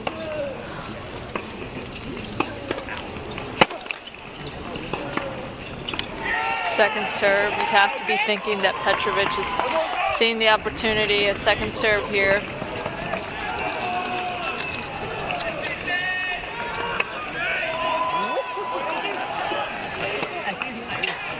Oh, and a double fault. Gets him the break. Petrovic stays alive here for the Florida Seminoles. And now we're going back to Emma Shelton. And I was talking about it earlier, 5-0 is a very, very tough score. You want to be able to get the job done, get that set done, but she was up 5-0, now it's 5-2. Arcadino just playing a little bit better here in the last couple of points, but Emma here with the opportunity to get the set here, has 2 chances.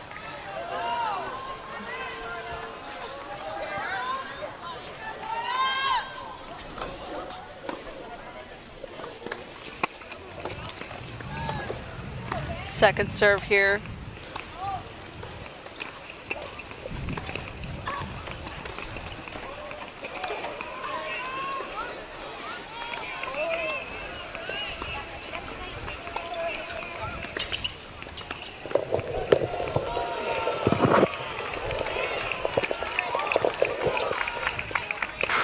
I'm back.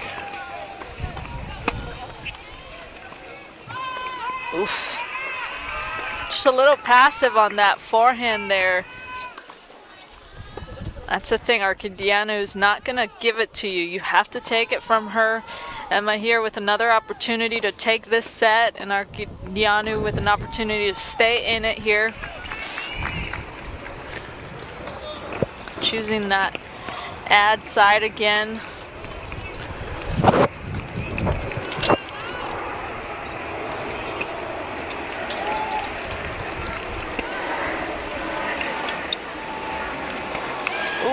Oh boy. So Shelton has forced the third set here at number 5 singles. You can hear the roar all the way over here. Yeah. She and Ben are both just so fiery. Ben's a game away from giving Florida another point on the men's side.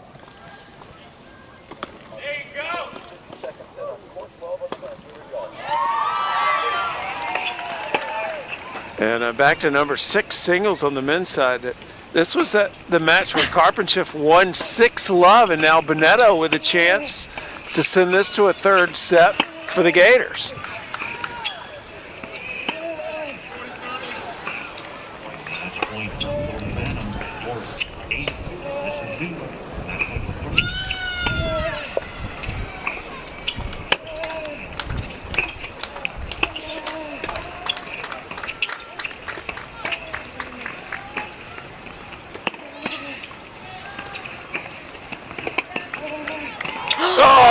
What a point!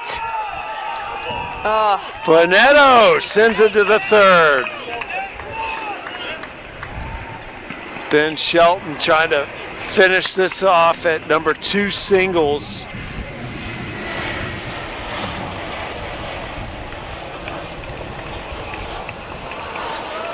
This would be a crucial get here for the Gators. Rifus has already won. Vale looking good at 3 singles, and Andrade at 4 singles as well for Florida.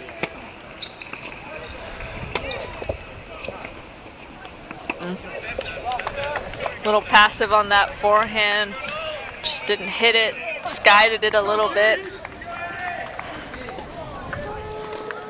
2 more opportunities here for Ben to be able to get another point on the scoreboard for the Gators.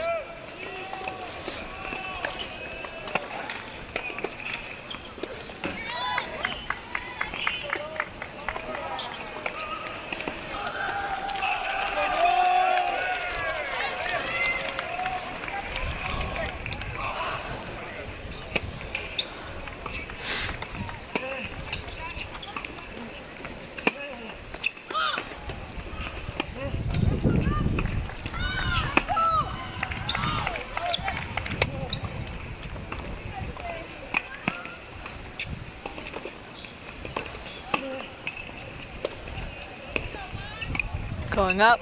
Oh, Got it. wow. He just weaved a web there.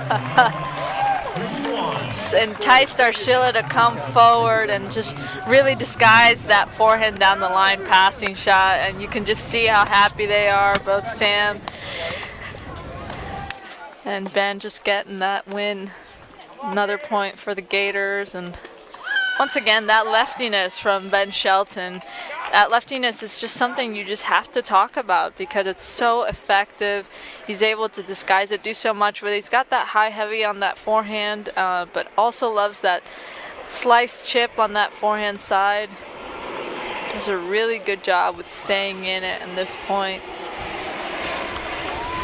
So the Gators up 2-1 now on the men's side. They've won singles matches at number 1 and number 2. Riffus and Shelton both securing the 2 points so far for the Gators on this cold, windy night. Over to the women now. We're going to go to court 1 where Hule has a chance to get a point for the Seminoles.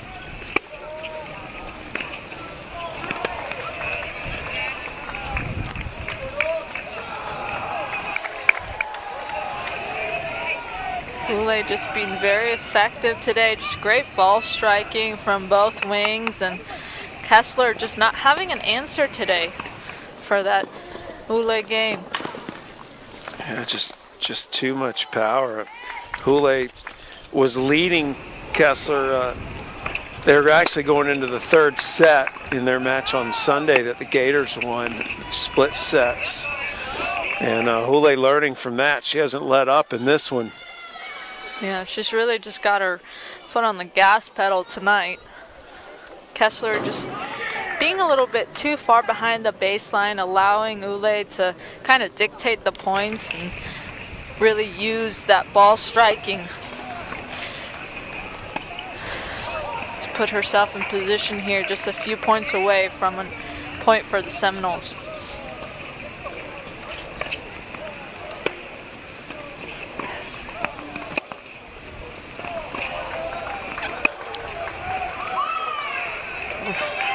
Overhit that forehand 30 all.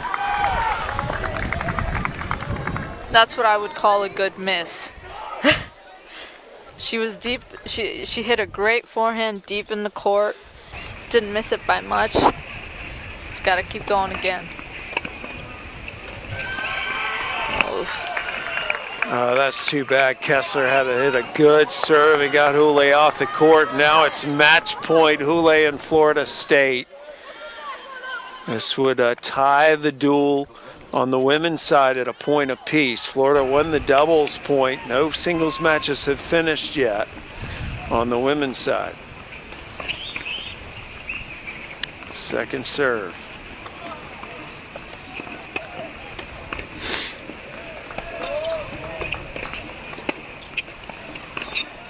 Wow. That'll do it. Hule ties the duel a point apiece. Can just see the excitement there. She's got a fan base. I actually had a few people ask me, where's Petra playing? So you can just tell how happy she is getting She's that an point. Aussie. Yep. Everybody loves an Aussie. Fan favorite there. Yeah.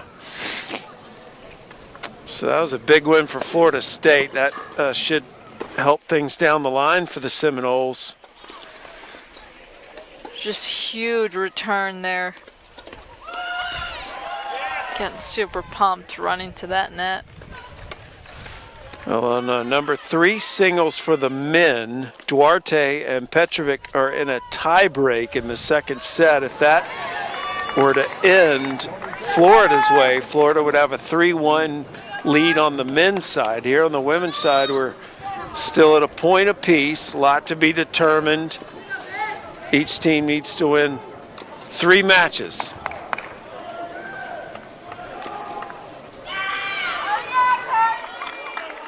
Andrade also serving for it for the men. This is a look at the women's scores right now. And it's really up for grabs still.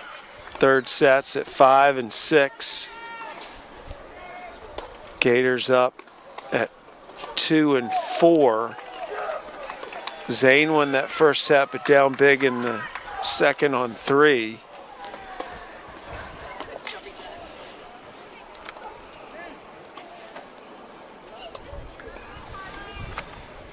And Bonetto did end up getting that second set in singles position, court 12. So these are the men's scores right now. Again, the Gators up 2-1. They need to win 2 more matches, and right now they're in the driver's seat on 2 courts. Andrade is a game away at 4 singles, and at 3 singles, it says Valle and Petrovic in the tiebreak. Valle is up now 3-0 to start the tiebreak.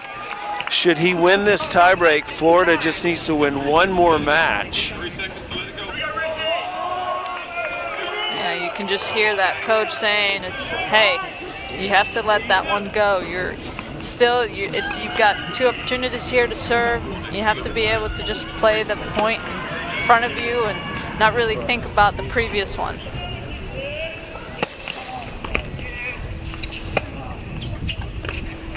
Ah. 3-1. Tough shot by Valle, trying to hit the highest point of the net there on that backhand on the line.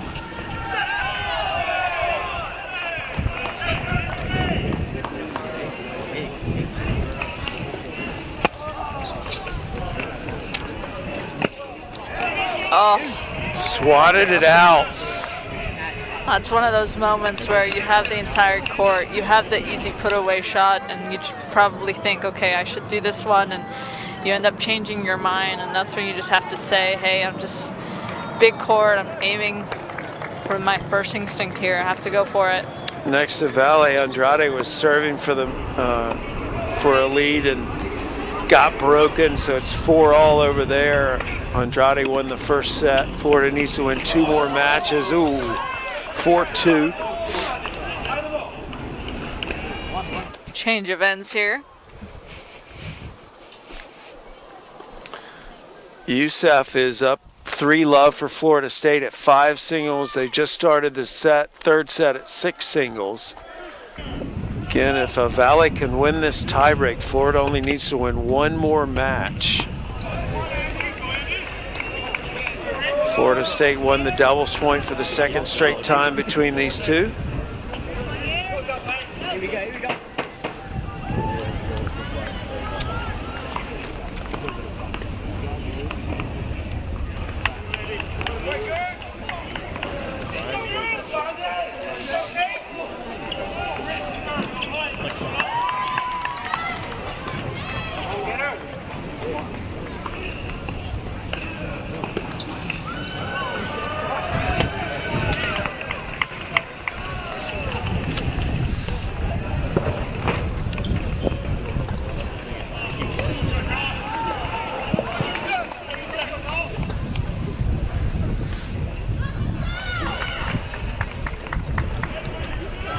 I feel like the wind's picked up a little bit. Yeah, too. it has.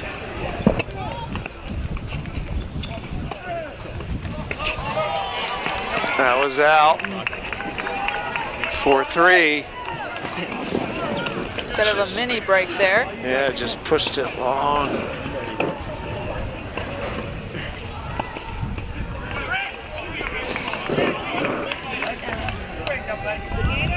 Last year I was doing a bit of coaching. I was coaching a pro player, Danielle Lau, on the women's tour, and that was one of the things that we focused on was play to win. They're not going to give it to you, and that's what Valle did, I think, a little bit. Just took his foot off the gas just a little bit. You can't guide that forehand. You have to just trust it. Go for your shots there.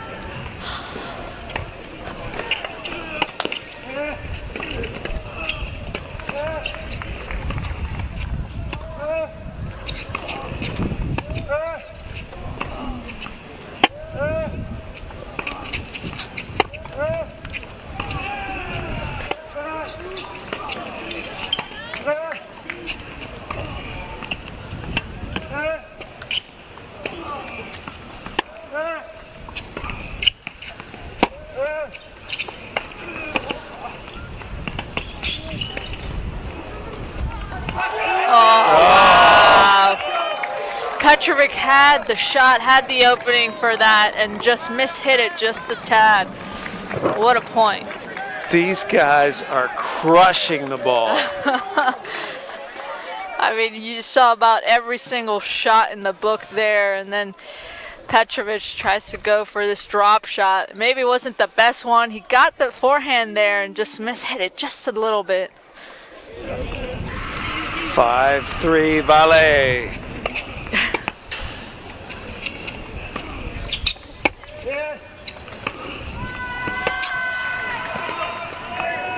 Oh! Yep, that was a great shot. I think he got it. Might have been Yeah, just volley. inside the line. Tried to call it out. And then called it in, Yeah, yep. chair overruled.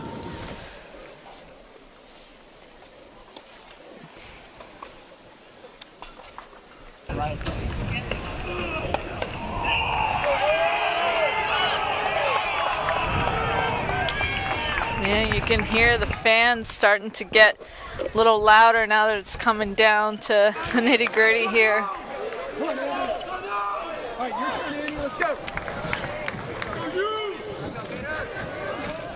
Taking private lessons.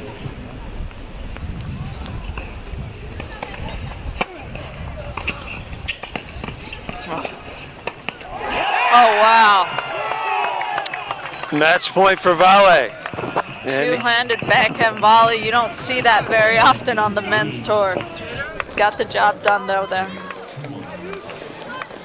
Andrade next to him had a chance to go up 5-4 and serve for it and was unable to break. So Andrade next to him serving at 4-5 to stay in the second set. Could come down to 3 and 4 singles for the Gators if they were to win both these courts. They win the duel.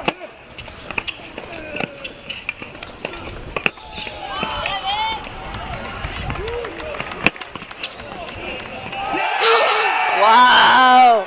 So the Gators are a win away from beating the Seminoles, as Aritha, Shelton, and Vale have all won their singles matches to take the 3-1 lead. Great job by Vale there. I love that he came forward on that and just went after it.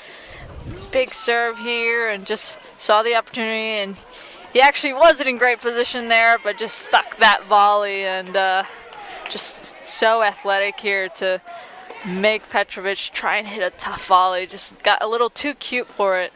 Got him, Vale, the win. So if you're playing next to this arena, how fired up does that get you? Oh my gosh. That's the most fired up. I remember when I was playing, I would be, I would be shouting to court 6, and I mean, they could probably hear me by court 18 because I was just, I think I was the loudest girl on the tour, on my team. Well, the reason I'm asking is Andy Andrade at number 4 singles has had a chance, and he's struggling now to try to stay in the set. These are the women's scores on the other side, where the Gators would have to win 3 matches to win the duel. The Seminoles have to win 4. We saw Hule win earlier. No other matches have ended at the moment. Florida with leads at 2 and 3. So still very much undetermined on the women's side. Bit of, we asked for an electrifying match tonight, big rivalry here, and this is what we've gotten so far. Yeah. A bit of a dogfight from all the teams here tonight.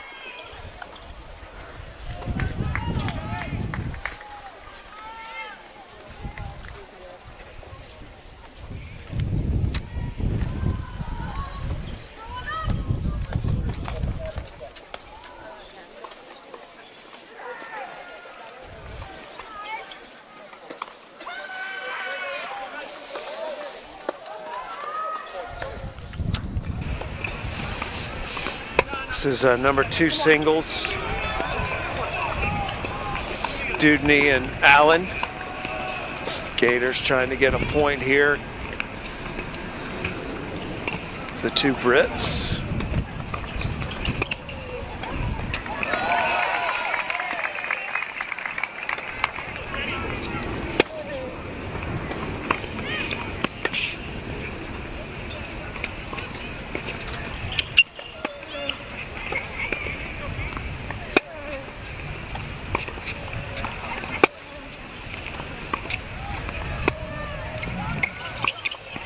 Oh, nice. Wow. Fantastic shot there by Dudney. It helps when you're 5'10", Sam. I'm gonna go ahead and say that because that's not an easy shot to hit. It's the highest point in the net to go for that backhand down the line. You see your opponent coming to net and to take time away. She did a really good job by staying balanced there on that backhand.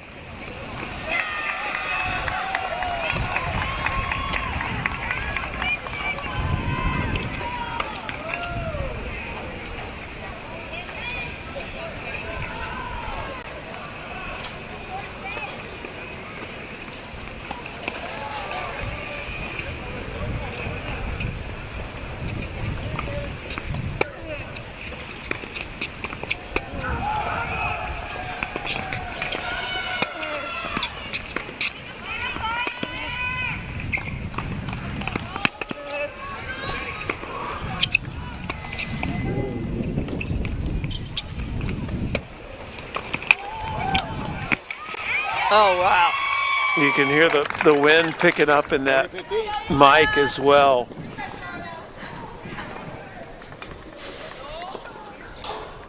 Yeah, if you feel the booth moving, that's me jumping around.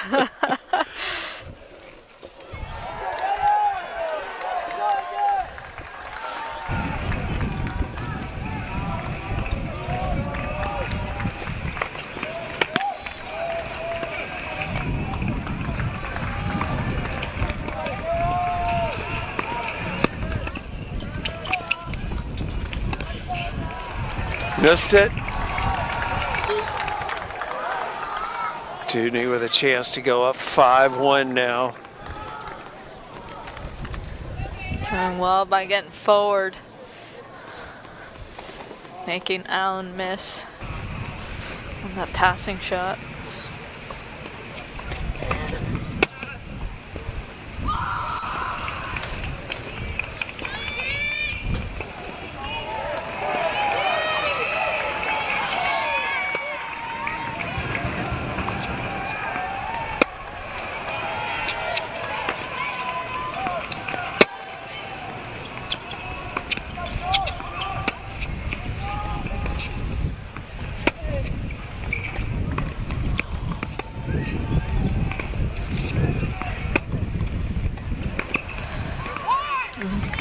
Good pressure from Allen. It's quite fun to watch Allen play. She's got a lot of tools under her belt. She loves that chip forehand, likes to come forward, can defend well with that high heavy on both wings, and yeah, she's doing a really good job by neutralizing Dudney there. Still a chance for 5-1 for Dudney.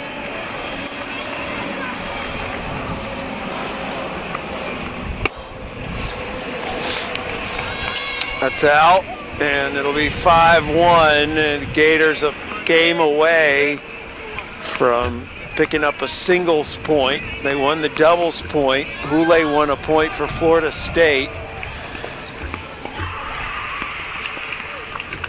And on the men's side, Andrade has Florida with the immediate chance to try to win that duel. It's 5-all in the second on the other side. Here we'll see if Allen can stay in this match with Dudney. Oh, that's beautiful. Big backhand down the line there. I just love the fact that, I mean, it was an obvious winner from our perspective, but she was following that ball inside the net.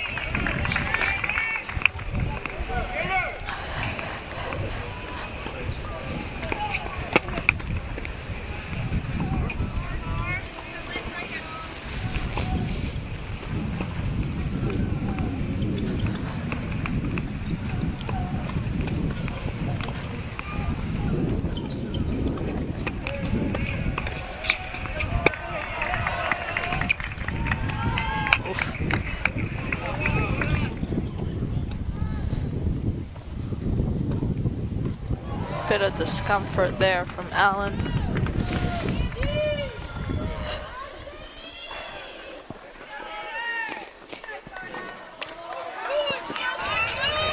just next to this match, Zane and Jacob split, and they've just returned to the court to start their third set. You see them on the right side of the screen.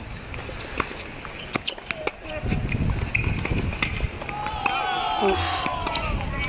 Just wide there. Ellen doing a good job applying pressure, but you can see that there's a little something that's bothering her in her left leg or left hip. I'm not sure, but you can see her just having a bit of discomfort there.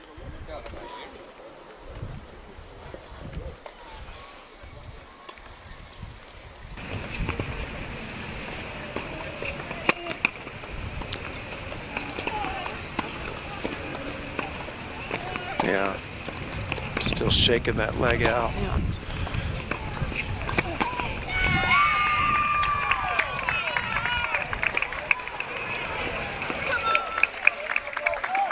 And if it is that left leg, you will notice that it's on that serve that you put the most pressure on that leg.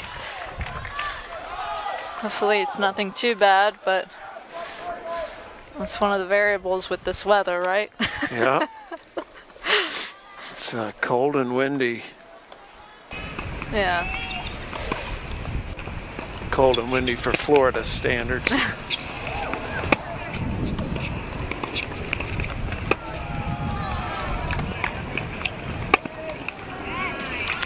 Match point for Dudney and the Gators. Would give them a 2-1 lead in the duel.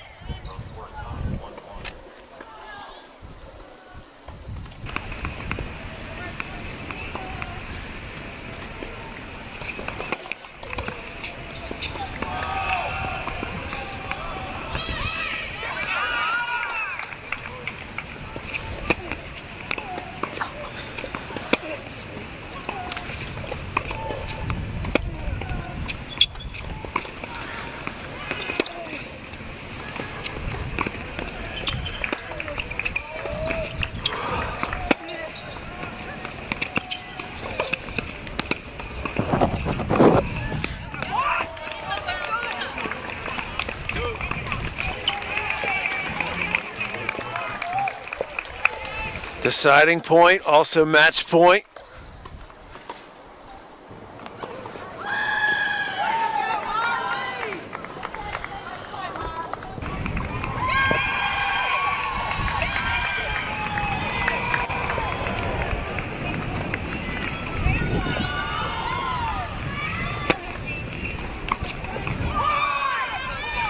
Well, look at that. Allen hangs on, showing a lot of grit.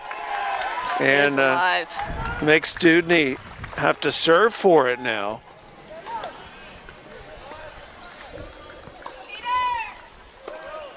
So again, on the women's side, that this duel is still just one apiece. And on the men, I know you've been mentioning Andy Andrade serving for it here, setting 6-5. Andrade at number 4 singles. Serving for it, 6-5 up. And he's had a lot of support from his teammates as he was in danger of losing this set a few moments ago against Thongawana. This third time these two have played this year.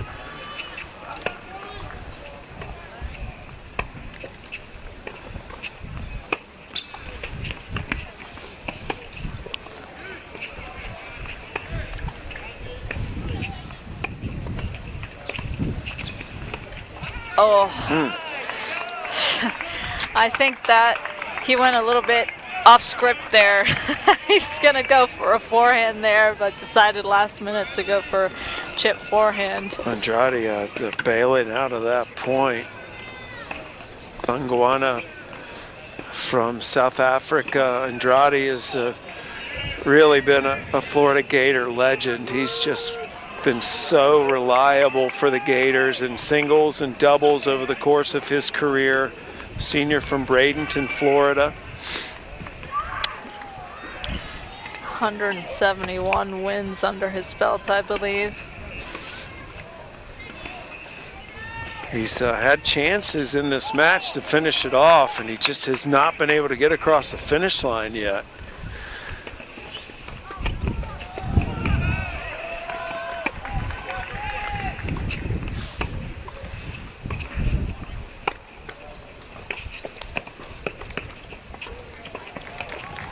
Oh, good hustle from Thongoana. Wow. Great athleticism there, and Andrade had the shot. Could have probably done a little bit more on that volley. Gave Thongoana just another chance to stay in that point. Great backhand there, but just probably could have hit it, you know, a little bit deeper. But great job by Thongoana making him hit that extra shot.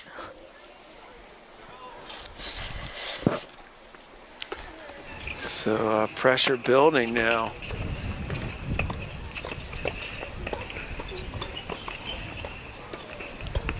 And Andrade attacking the net. Hard to get it anywhere. Thongoana can't reach it. Yep. So 30 all. Andrade is 2 points away from clinching this duel for the Gators.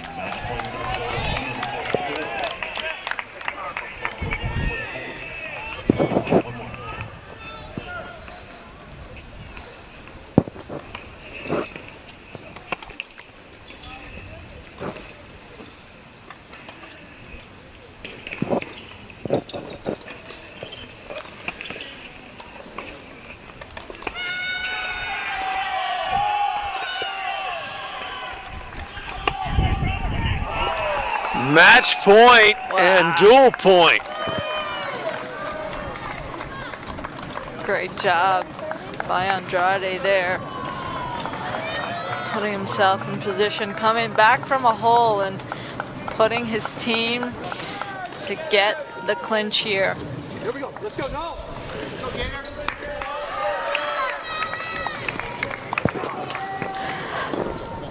Match point.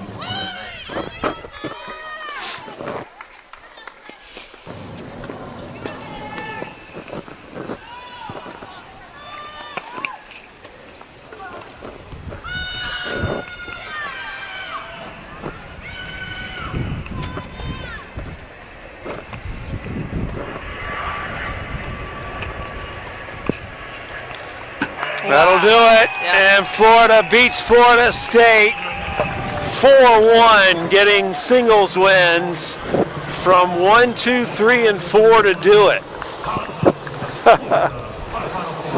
UF Gator men just doing such a great job, really going off that Sam Riffis momentum. And Sam Riffis and Ben Shelton didn't get that doubles win, but were able to come out on top in their singles. And Andrade doing a great job. 172 wins today.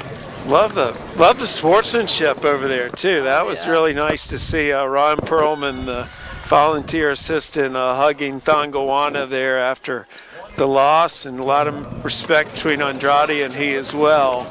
So it's Andrade, Mr. Reliable for the Gators, who clinches. And Florida, for the second straight match in a week, beats Florida State 4-1.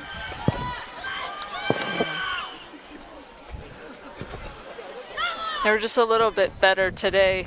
Sam just kind of came out here, took care of business, and yeah, it was fantastic playing from the Florida men. So now we'll see what happens with the women's scores, because this is anything but determined. You know, we were just looking out, and Carly Briggs had a match point at number 4 singles, didn't close it out. Dudney has had a couple of games in a row to close out number 2 singles, and has struggled now. She's up love 30 here on Allen's serve.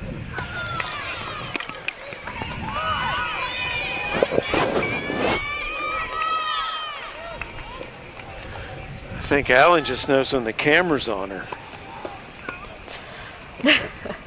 She plays better when we're watching her. Yeah.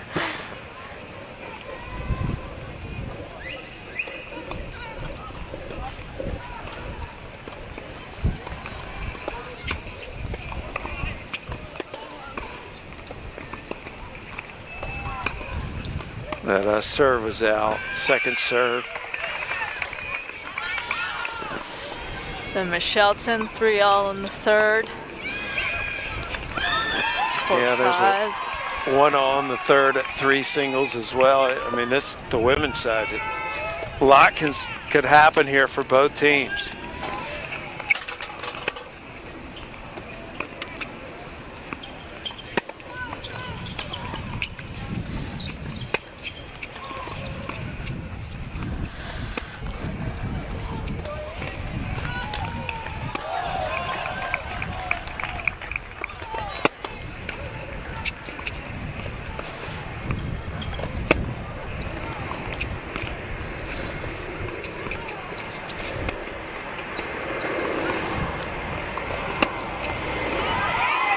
Got it. Wow. Dudney just doing such a good job by moving that ball around and just being able to be effective, hitting so many different shots, using that high, heavy forehand to get that first match point.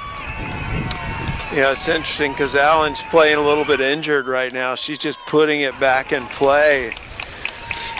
And it's worked for a couple of games.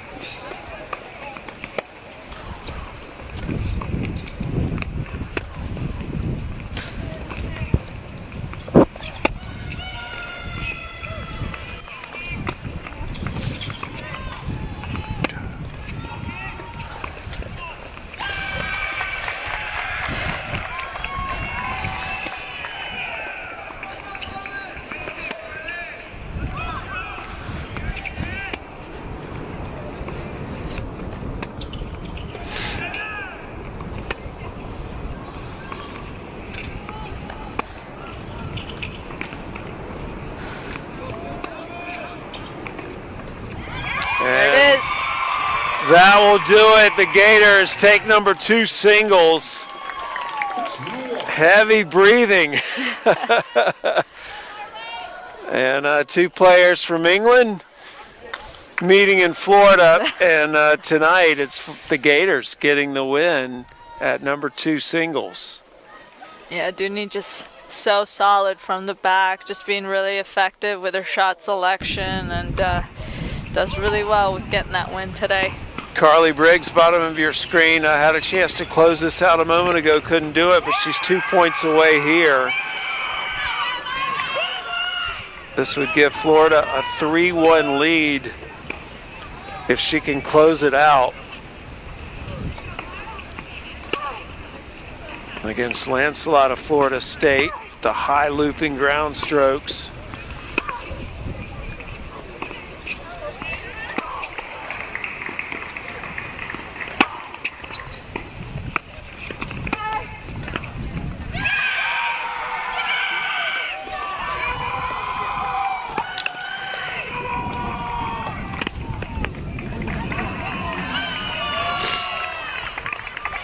Lancelot just doing a really good job by neutralizing Briggs' shots.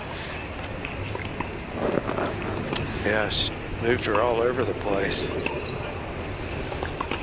I call 5-2 the dark horse score. Yeah. That's what you said earlier. Yeah. I'm not jinxing them, I promise.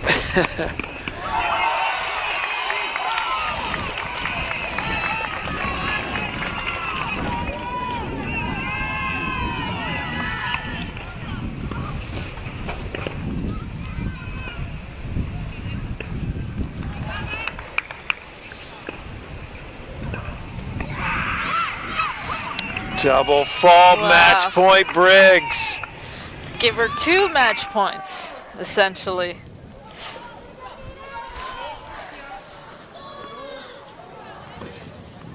Match point for the Gators, corner 4.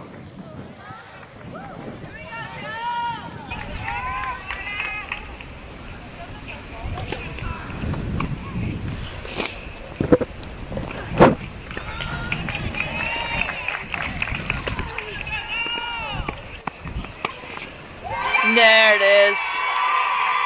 So Briggs fired up, and the Gators are a win away from defeating the Seminoles. Are in third sets 20. Briggs just choosing her spot and having absolutely no doubt on that passing shot.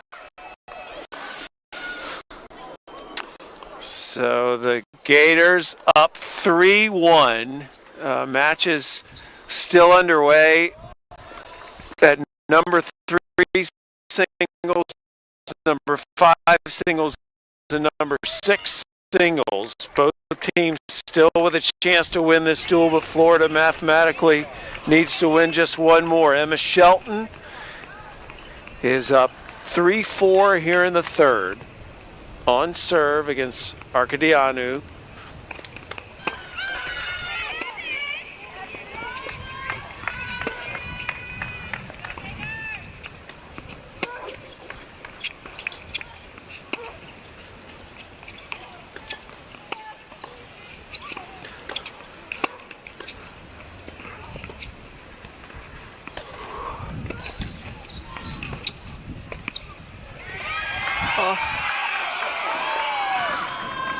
And next to this match, Arena, Sydney Berlin is up a break at number 6 singles for the Gators. There's Sydney briefly.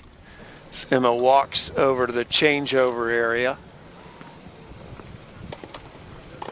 so that the Gators could clinch this duel at 5 or 6. It's 2-all in the third at 3 singles. Gators have the lead on both of these courts, 5 and 6.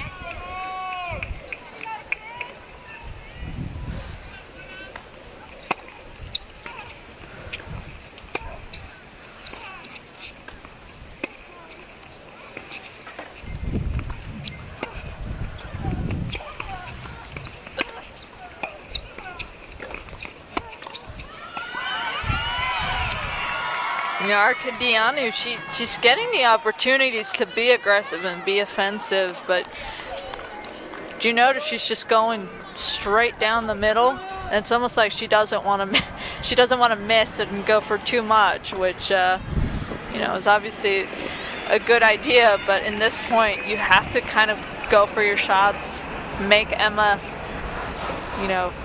come up with the goods here. I mean, Shelton's a backboard right now. She's not letting anything through her.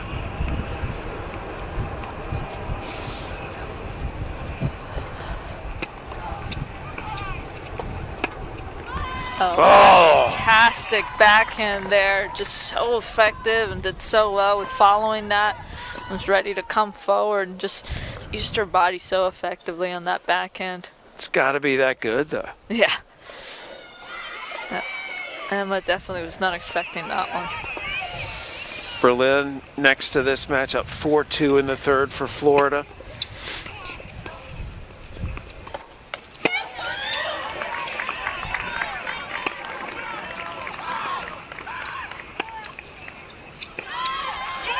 And Shelton commits the error, 30-all.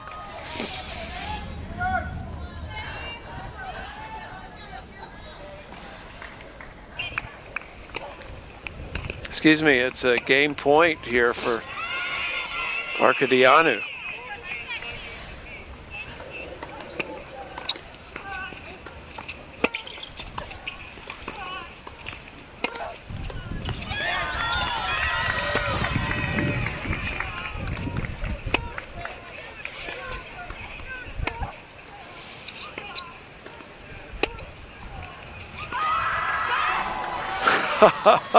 A lot of tennis left to play here, Sam. Getting down to the nitty-gritty, 4-all in the third. Sydney Berlin just won the second set at number 6 singles for the Gators, so they're going to head into a third set.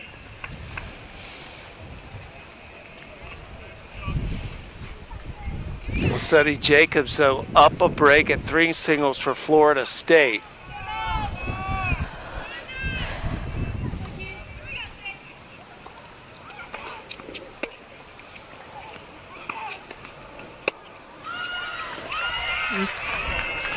And I would expect everybody would start to descend around this court. Yeah. Because this is the linchpin for what could happen from here on out. Florida a victory away, and Florida State really doesn't have any room for error.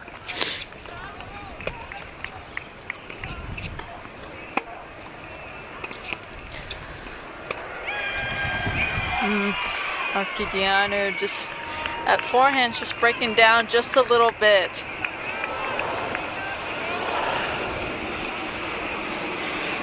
It's so interesting. Back when I was playing, I had a huge scoreboard at the end of court 6, so you knew what everybody's score was, but here not so much. Yeah, and that score at number 6 singles keeps changing. At 40 love, Sydney Berlin is actually serving for the match at number 6 singles. She's 2 points away from giving Florida the clinch. And Shelton trying to get to 5-4 here in the third.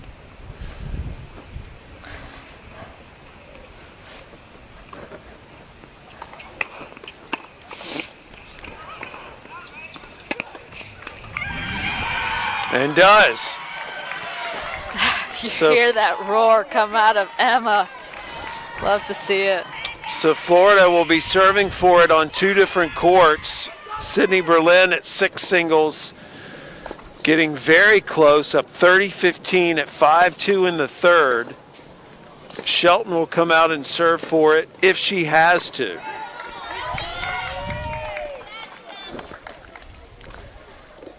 Couple dog fights on all these courts.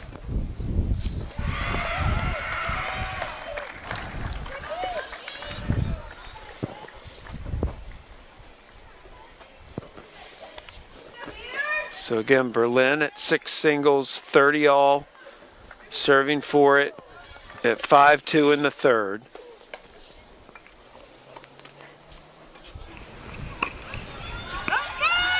And now it is match point, Berlin and Florida.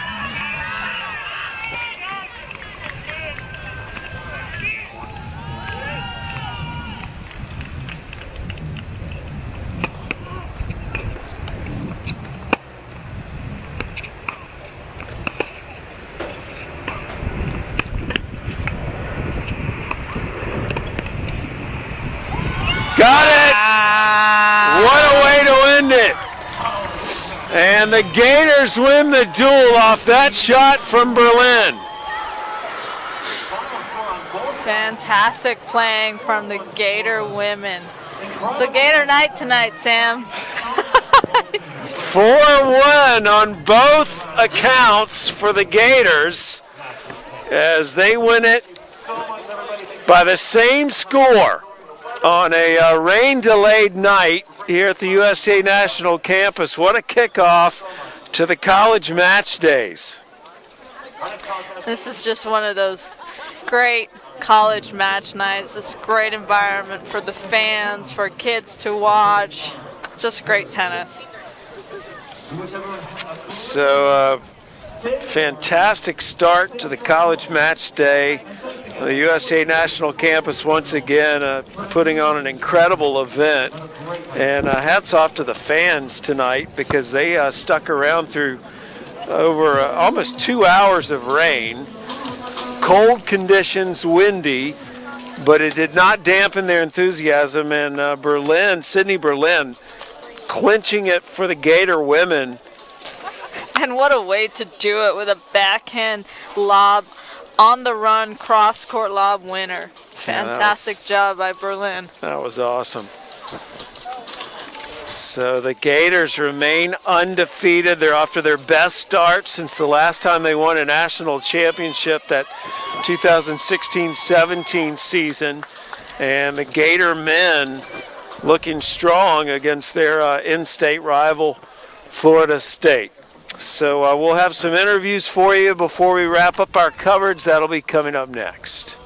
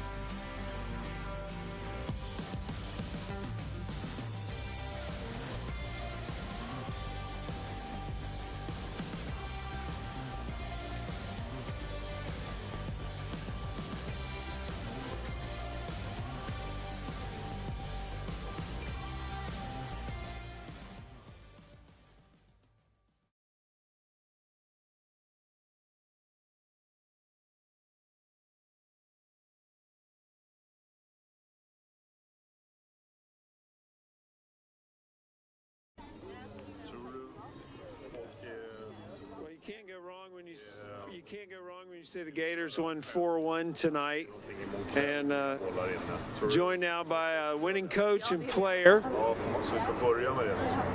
And Sydney, I want to ask you a question first about clinching the match tonight. How much were you feeling the pressure of doing that, and just winning your match? I mean, there's always pressure, but I know I have everyone else also fighting by my side, so I feel like I can get through anything with this team. And Roland, I know you spoke so highly of your team yesterday when we talked.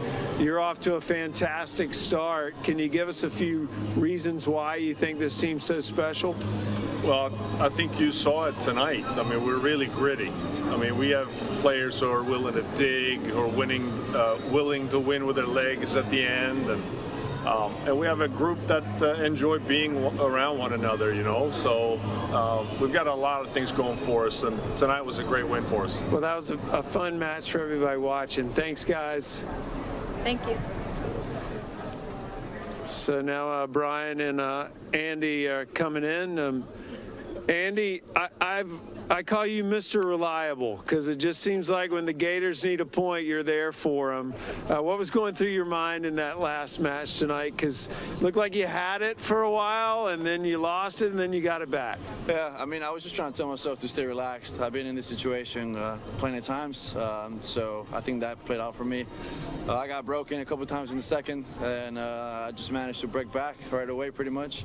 And yeah, I held my nerves. I wasn't really nervous at the end, and it was a good way to close it out for sure. I love the sportsmanship at the end of that match. That was the third time you guys have played this year, right? Yes, correct, third time. Yeah. And what do you think of his game?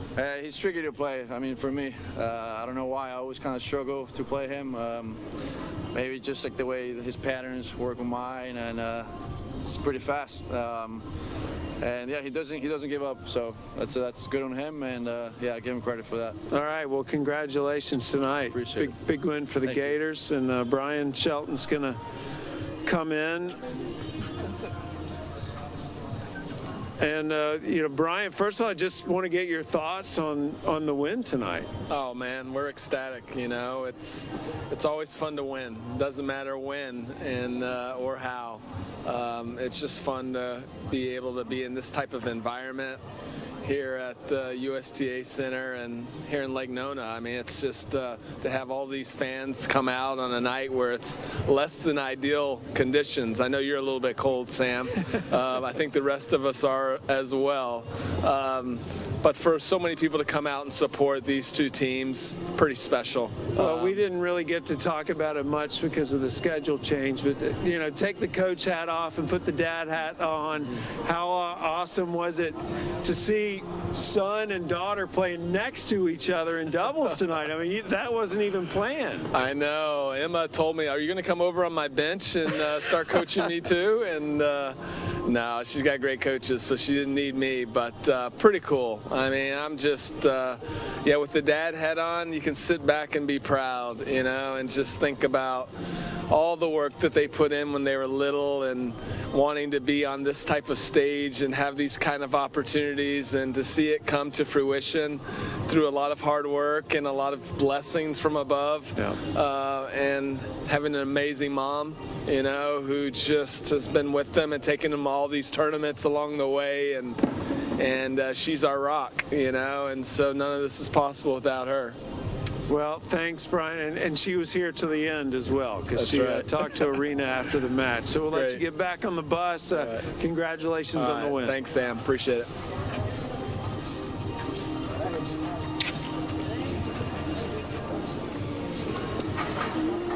Okay, so we got to do something.